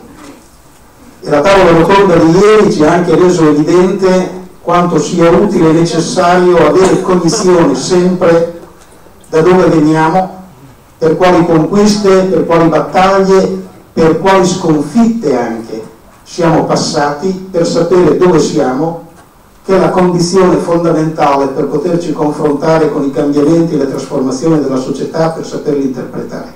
E lo SPI è questo, lo ricordava da ultimo anche Daniele, cioè un sindacato confederale di pensionati che si pone il problema di interpretare i bisogni delle persone anziane come sono oggi, che sono bisogni che cambiano, che evolvono, e lo fa mettendo a confronto un gruppo dirigente che in larga parte ha sulle spalle esperienze e capacità sedimentate in anni di militanza, con tanti nuovi pensionati che si affacciano per la prima volta alla CGIL.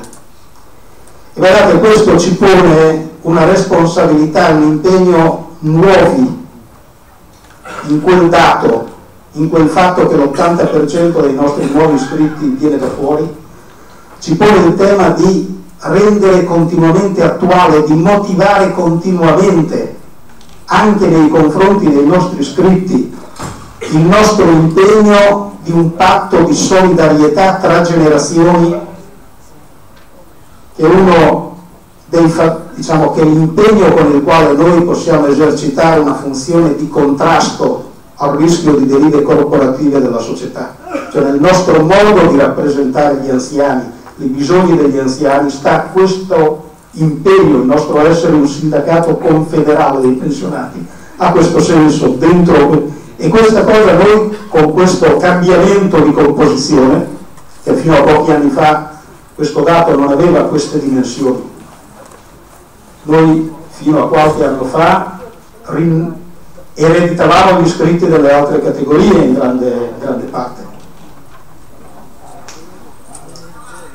che rinnovare il patto tra generazioni è un'esigenza fondamentale per garantire la coesione sociale dentro una società nella quale l'invecchiamento pone sfide nuove. Non a caso il tratto caratteristico di chi ha teorizzato la disintermediazione è stato anche quello di teorizzare contemporaneamente che il conflitto tra generazioni fosse prevalente rispetto ai tradizionali conflitti di classe. Non è una cosa di tanto tempo fa, questa cosa che c'erano i diritti dei vecchi, degli anziani, dei lavoratori anziani, i garantiti, gli anziani pensionati, le pensioni viste come rendita e, diciamo, contrapposti alle esigenze di prospettiva delle nuove generazioni. E allora per questo serve rinnovare sempre, diciamo, la necessità di un patto tra generazioni. E dentro, diciamo, in questa prospettiva che noi abbiamo prodotto l'impegno assieme alle confederazioni nella costruzione di una piattaforma per la previdenza 2 anni fa, che non era la sommatoria banale di esigenze di diverse categorie, i pensionati, i lavoratori che erano stati intrappolati dalle durezze della Fornero, dalle improvvisazioni della Fornero, che avevano bisogno di aprirsi delle prospettive di fuoriuscita, e i giovani, cioè quella larga parte di mondo del lavoro a cui bisognava riaprire una prospettiva di sistema pensionistico. Ma abbiamo provato a fare una sintesi, a costruire un impianto coerente che portasse fuori dalla Fornero e dai limiti che si erano manifestati dal Ladini, con l'idea appunto che in quel modo provavamo a ricostruire un patto tra generazioni che partisse dal lavoro, che tenesse al centro il lavoro attorno al tema del sistema pensionistico. Ed è questo il metro con il quale noi oggi, proprio perché allora abbiamo fatto quello sforzo, è il metro con il quale giudichiamo la politica economica e sociale del governo, perché credo che noi SPI dobbiamo dire che è innanzitutto verso i giovani che questa politica è inadeguata, anzi dannosa, al di là della quantità di giovani che nelle intenzioni di voto, che nel voto e nelle intenzioni di voto hanno premiato questa maggioranza. Lo è perché non dà nessuna risposta alle grandi sfide che noi abbiamo davanti e non le dà nella prospettiva di garantire la dignità e una risposta alle giovani generazioni, ma di nessuna delle grandi sfide, a partire da quelle più impegnative, perché se ti metti al carro di Trump sei innanzitutto al carro di uno che nega l'evidenza del cambiamento climatico mentre i disastri colpiscono non solo il nostro paese in questi giorni, e non c'è dubbio che c'è un cambiamento climatico, direi, che non siamo davanti a un episodio, siamo davanti a dei processi che hanno un carattere, che derivano, come è stato più volte sottolineato, dal riscaldamento del pianeta, e che quel riscaldamento è strettamente connesso all'uso delle energie fossili e quindi al modello di sviluppo, e che c'è bisogno di ripensare, che quella cosa lì produce delle cose epocali, perché si stanno desertificando intere aree, perché c'è un'operazione, e che connesso a questo c'è un'espropriazione di risorse, perché le risorse si riducono dal controllo dell'acqua al tema della terra e del fabbisogno alimentare, per cui la Cina compra i terreni in Africa, per cui i paesi, i dittatori dell'Africa espropriano intere popolazioni per cedere i terreni, vanificano i titoli di proprietà o nei luoghi dove ci sono gli usi comunitari, e questa è una delle cause che producono processi migratori intensi, e noi non siamo più in grado ragionevolmente di distinguere un migrante economico da un profugo, diciamo dal punto di vista delle motivazioni. E davanti a questo invece questa destra, come quella americana, come le altre destre europee, schiacciano il tema dell'immigrazione, che ha queste componenti con cui dobbiamo confrontarci sul versante della sicurezza, coltivando la paura, come avete ricordato, ma anche tagliando l'erba sotto i piedi della prospettiva di un paese che ha un grande deficit demografico come il nostro e che ha bisogno di immigrazione, al di là di tutte le politiche per la famiglia che noi potremo fare e che ci ricordava ieri giustamente Livia.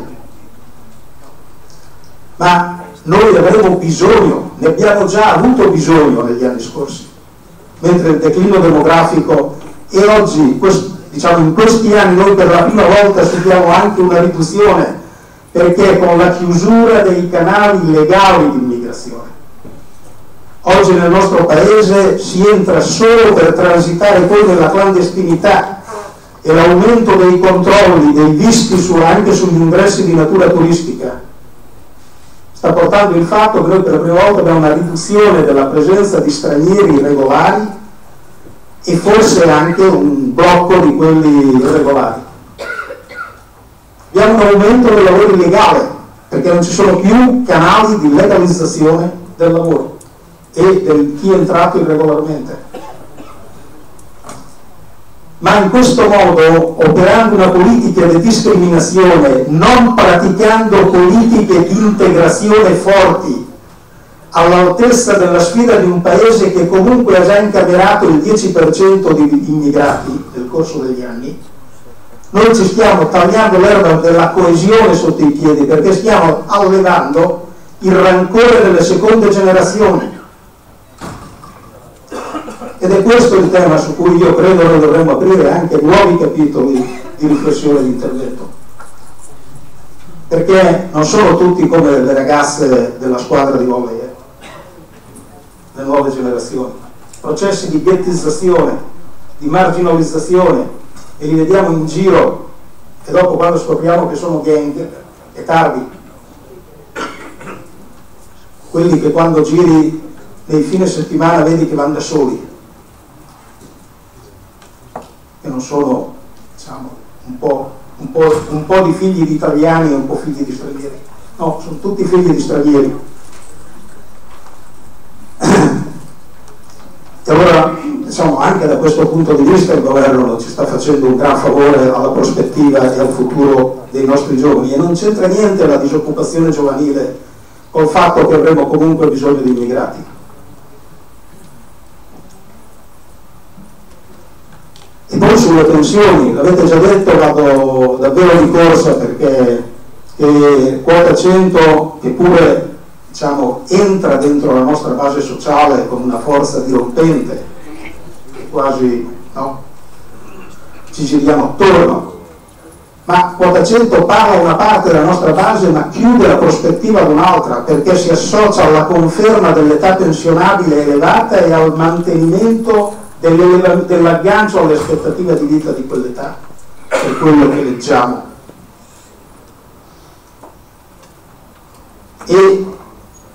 E poi c'è la proposta di una pensione minima relativamente elevata, quella di cittadinanza uguale al reddito di cittadinanza, sganciata dai requisiti contributivi. Non c'è la ripresa di quell'elemento che noi, su cui avevamo costruito la nostra proposta, il riconoscimento della diversità dei lavori, che è tanta in termini di rapporto tra diversità dei lavori e aspettativa di vita. Una ricerca fatta a Torino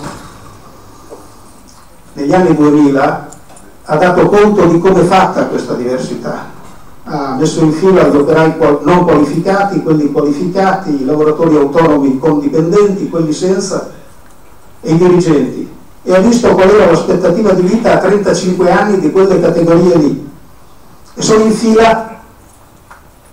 Cioè l'aspettativa di vita a 35 anni è più bassa per l'operaio non qualificato, poi viene il lavoratore autonomo senza dipendenti, poi viene l'operaio qualificato, poi viene il lavoratore autonomo con dipendenti, poi viene il dirigente, e tra il primo e l'ultimo ci sono 5,6 anni di differenza.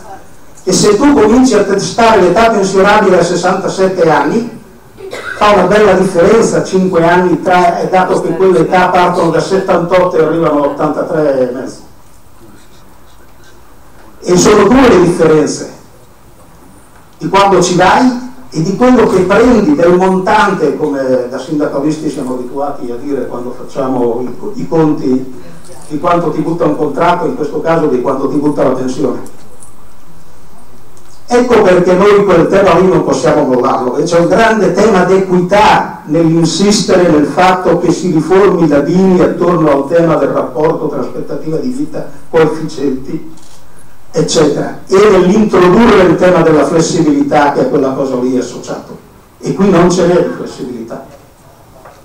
Qui c'è la riproposizione dell'idea che i lavori sono tutti uguali, che se hai carriere lunghe e continue sei a posto, e se no tanto vale, non ti conviene neanche pagare i contributi. Poi facciamo la sanatoria contributiva, apriamo un bel buco nei conti dell'INPS e riapriamo la discussione e diciamo: ma sì, fatti la pensione privata, non quella integrativa, quella collettiva integrativa, proprio quella dell'assicurazione che ti viene a casa e prova a convincerti che con 50 euro al mese ti fai una pensione, perché questi messaggi girano. Ecco perché noi dovremmo forse avere il coraggio di dire che, se la guardiamo tutta assieme, la politica previdenziale di questo governo è una bomba a orologeria sotto il sistema di ripartizione, e alzare un po' l'allarme, il giudizio su questo, anche su questo aspetto che sembra il terreno sul quale, diciamo, ci vengono più incontro, quello delle pensioni, perché parlano di abolire della Fornero. Ne stanno esasperando i limiti, ma soprattutto sono contro i giovani perché teorizzano la necessità di separare il reddito dal lavoro, come se, diciamo, non ci fosse più bisogno di lavoro, perché davanti all'innovazione che investe l'industria del terziario e che ha quei caratteri potenti che vediamo quando entra la digitalizzazione nei processi, allora il problema del lavoro dovrebbe ridursi, diciamo, anche in chi le teorizza, solo in un'azione redistributiva, che si fa fatica a capire come si faccia se di là mi riduci l'imposizione sulle imprese, sui ricchi, insomma, si fa fatica anche.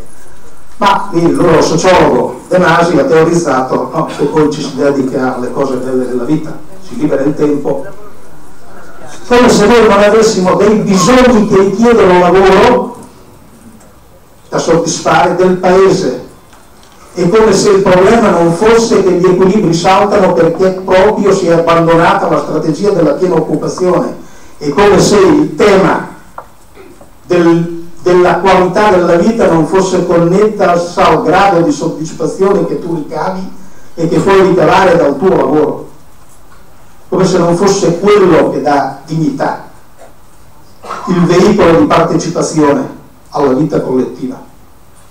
Non solo perché lo dice la Costituzione, ma la Costituzione lo dice perché è così, perché sa che così ti propone di essere un cittadino. E bisogni, li avete detti, insomma, non è che li ricordiamo: la sicurezza del territorio, quella idrogeologica, quella sismica, le connessioni, il trasporto collettivo, la rigenerazione urbana e le politiche abitative. Invece il primo miliardo di tagli è andato al piano periferie, che provava a tenere assieme quei due temi lì e provava a dare una risposta a quei disagi che sono prodotti dal mancato governo dell'impatto anche dei flussi migratori, che è lì nelle periferie che, diciamo, il punto di sofferenza, che genera insofferenza. E poi i servizi all'infanzia, e poi la sanità, su cui la Bindi ci ha detto non solo come è nata la riforma, ma ci ha detto anche cosa bisogna fare per salvare il servizio sanitario nazionale, perché è importante, perché è un fattore di uguaglianza e di cittadinanza, e quali rischi abbiamo davanti, a partire dall'idea che si ritorni con la teoria del secondo pilastro e la teoria della non sostenibilità del sistema sanitario e, come qui qualcuno ha ricordato, con la teoria che non possiamo dare tutto a tutti, tutto gratis a tutti, diciamo, l'idea di un servizio sanitario che ridimensiona drasticamente il suo perimetro, che permette ai ricchi di uscire e di smettere di pagare una quota di tasse in cambio dell'uscita. Quella strada lì è sbagliata intanto perché spendiamo pochissimo in sanità rispetto a tutti gli altri paesi, perché spendiamo pochissimo di spesa pubblica rispetto a tutti gli altri paesi e perché siamo gli unici che la spesa pubblica in termini reali di spesa pro capite e in termini di rapporto al PIL in tutte e due è calata, è proprio andata indietro. Sta calando sul prodotto lordo, quando si è fermata è perché calava il PIL, e è calata in termini di spesa pubblica pro capite a parità di potere d'acquisto. E al confronto con gli altri paesi noi siamo passati dallo spendere l'85% pro capite della media dei grandi paesi europei, Germania, Francia, Spagna, Inghilterra e Svezia, dall'85 al 67% tra il 2008 e il 2015. Abbiamo l'alta scuola, ci serve a questo. Pavolini ci dà i dati e almeno sappiamo. Ma questi dati li trovate votati all'unanimità nella relazione che ha fatto nella relazione conclusiva dell'indagine sulla sostenibilità del sistema sanitario della scorsa legislatura, la cui presidente Nerina Dirindin ci è molto cara perché era il direttore generale del ministero quando Rosy Bindi era ministro, che presiedendo quella commissione ha condotto la commissione evidenza dopo evidenza a mettere in luce lo stato reale del servizio sanitario, che è un servizio sanitario, lo diceva Rosy Bindi, ancora di qualità tra i migliori del mondo con gli indicatori propri dell'OMS, ma che non ce la fa più e che in larga parte del paese è, diciamo, ormai incapace di garantire il diritto alla sanità. E dentro quella relazione voi trovate che uno dei grandi temi che va affrontato per risolvere i problemi di controllo della spesa sanitaria e di risposta ai nuovi bisogni di salute è il tema della politica per la non autosufficienza. Ed è per quello, ve l'ha detto qui ieri Colli, quindi come sempre io devo richiamare qualcuno, devo citare, ve l'ha detto Loreno Colle, che è segretario nazionale ed è quello che si occupa, come mi occupo io, delle politiche sociosanitarie dentro l'FNP, che vi ha anticipato la decisione di lavorare a trasformare il documento che abbiamo votato negli esecutivi del 21 di febbraio in una proposta di legge di iniziativa popolare che vi impegnerà nella primavera, non sappiamo quando finirà il lavoro il gruppo di esperti che stavo costituendo, ma quando avrà finito il lavoro, e ovviamente poi faremo le nostre riunioni, ne discuteremo dei contenuti, ma poi ci sarà da mobilitarci, perché noi abbiamo bisogno di mobilitarci per far sentire che c'è quel problema lì, perché se no di tema di disabilità si parla solo in rapporto a un grande tema che è quello della disabilità degli adulti, delle persone che in fase adulta o anche, diciamo, in infanzia perdono i genitori, dopo di noi eccetera, ma una visione sempre segmentata, categorializzata. Il grande tema che dei 3 milioni di portatori di disabilità significative,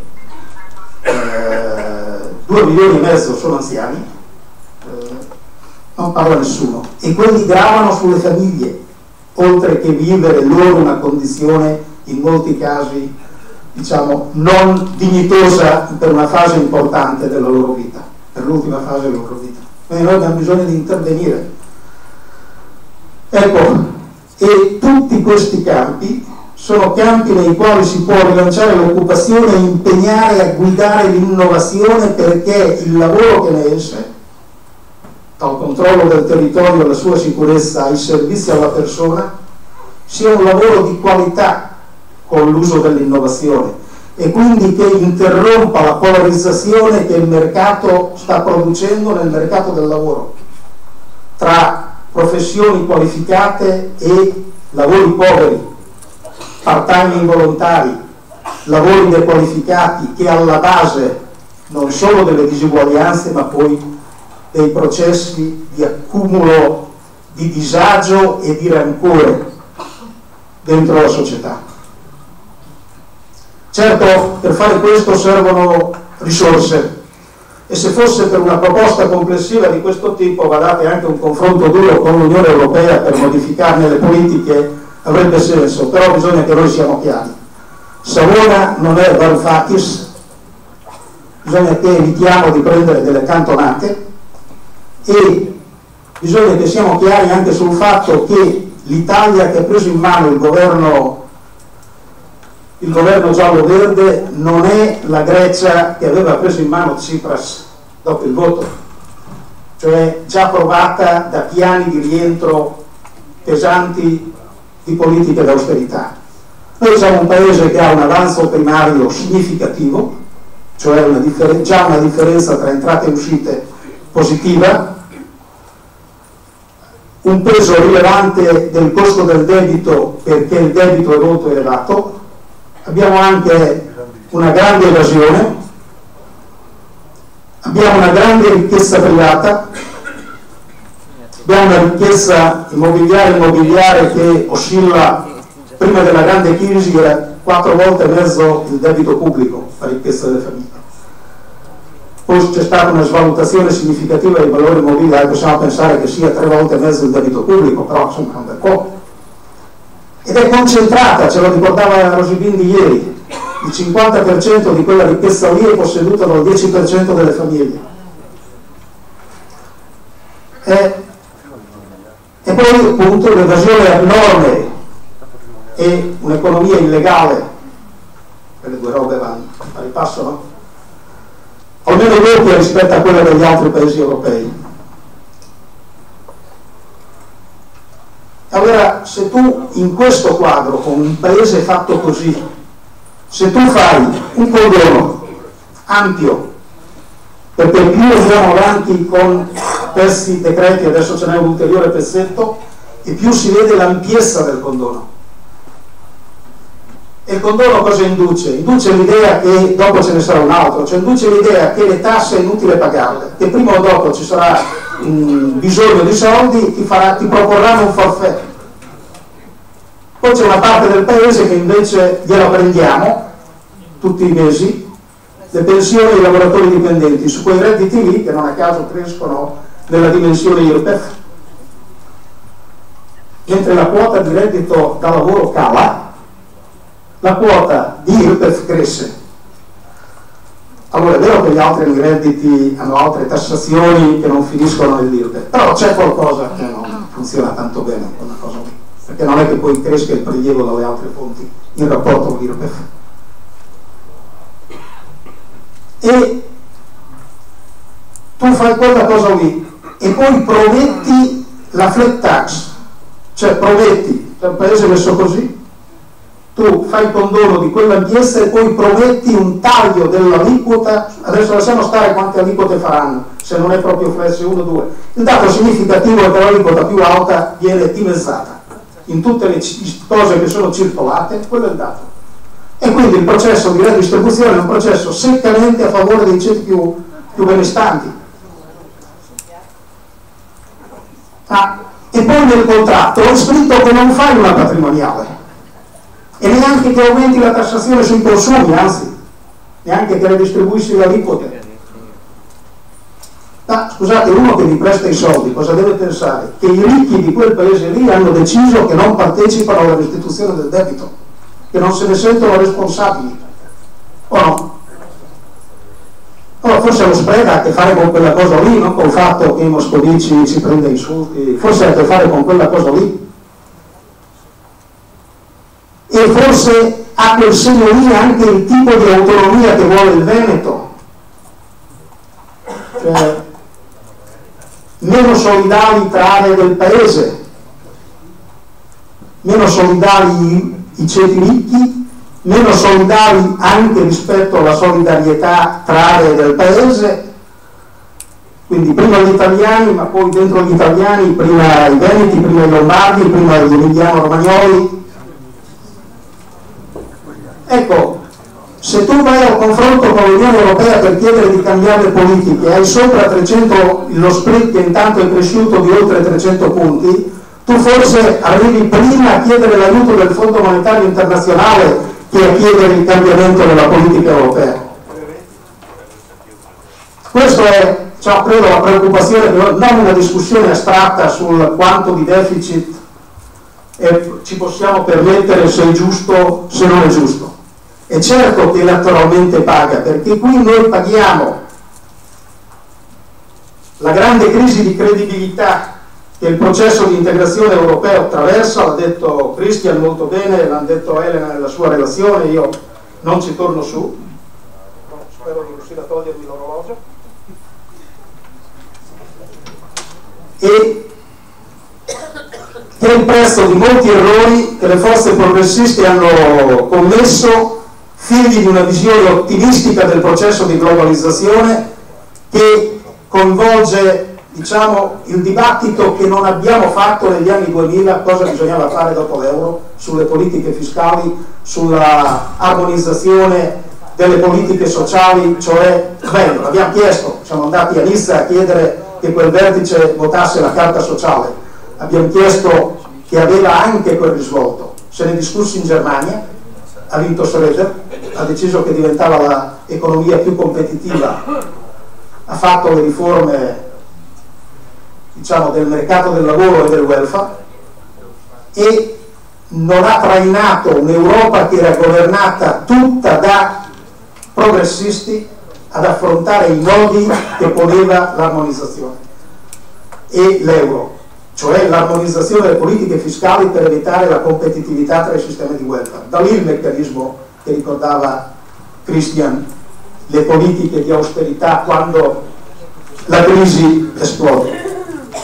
Perché quando lo speed esplode vengono al pettine i nodi internazionali di quel tipo di globalizzazione sulla quale tutti, io credo che anche noi non ci dobbiamo, per la nostra fetta di responsabilità, abbiamo dato all'inizio un giudizio troppo ottimistico, non abbiamo visto per tempo i pericoli che incubavano e che la crisi invece ha fatto esplodere, le disuguaglianze che hanno spostato i ceti tradizionali. Trump, sono stati ricordati, insomma, Trump, i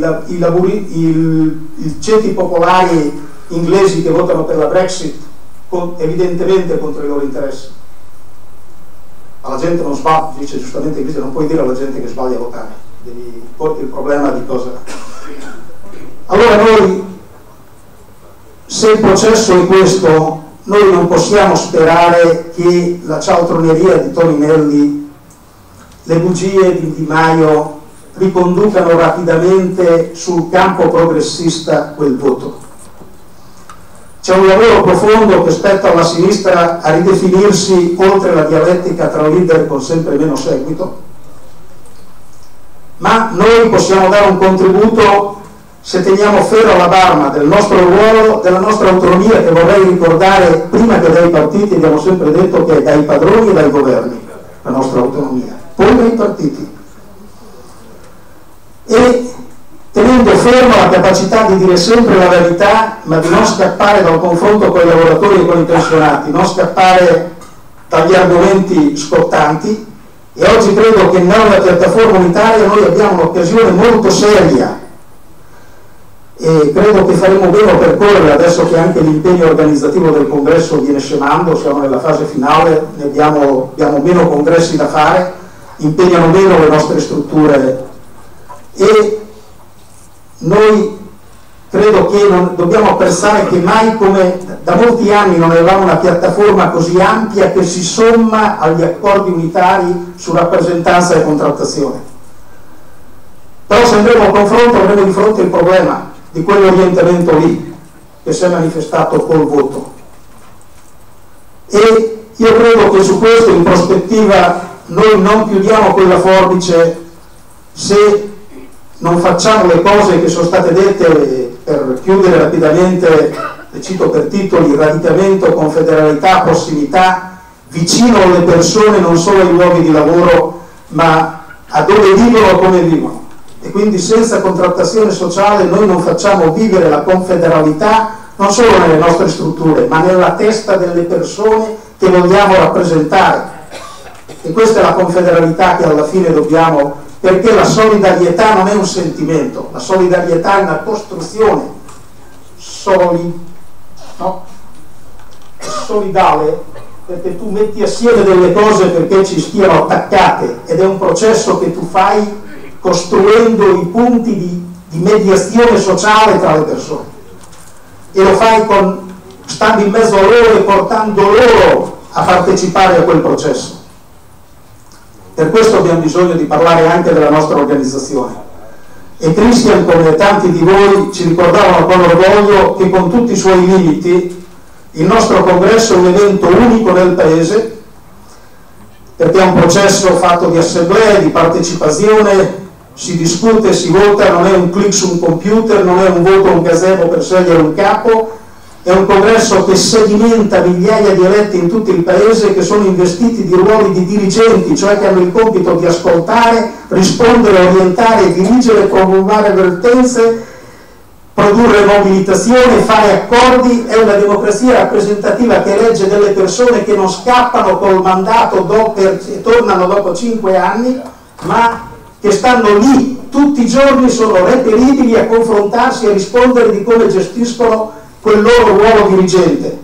E la forza della CGIL è questa rete di persone che si riconoscono reciprocamente nel loro rappresentare le diversità che attraversano il mondo del lavoro, i pensionati.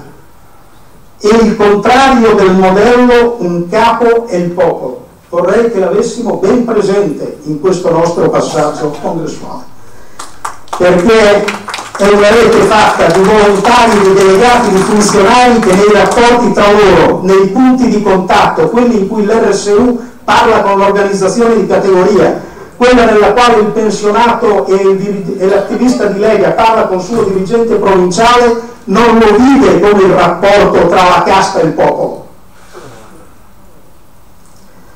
Allora, se è così, quello che in quest'ultimo passaggio del nostro congresso dobbiamo evitare che la congiuntura, cioè la coincidenza tra il congresso e la fine del mandato del nostro segretario generale, snaturi una scelta che noi consapevolezza abbiamo fatto nella conferenza d'organizzazione,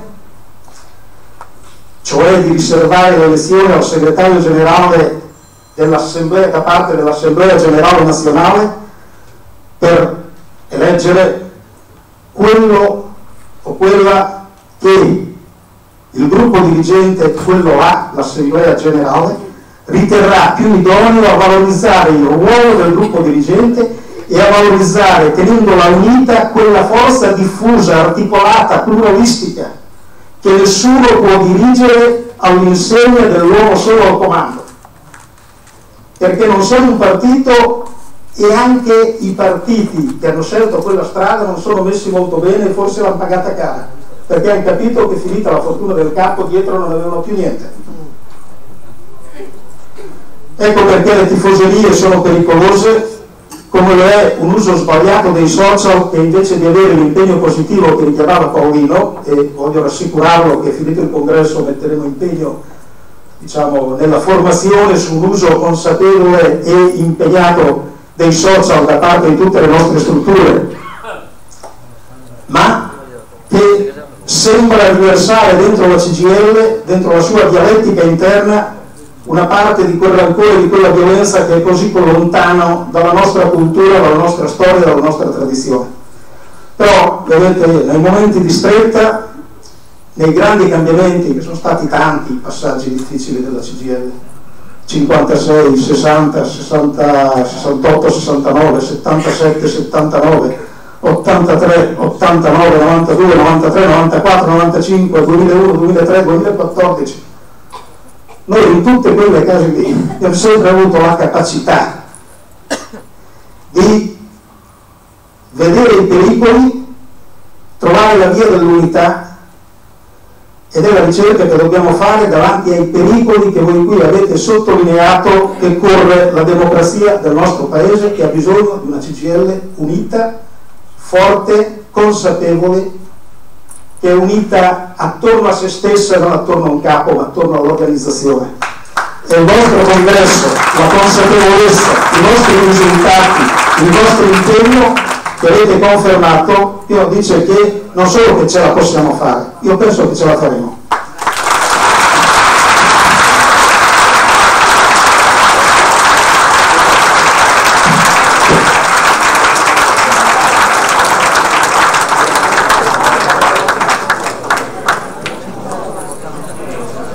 Bene, Raffaele, ringraziamo per il contributo e per le cose, anche per conto dello spin nazionale che ci hai detto. Dunque, sentite un po'.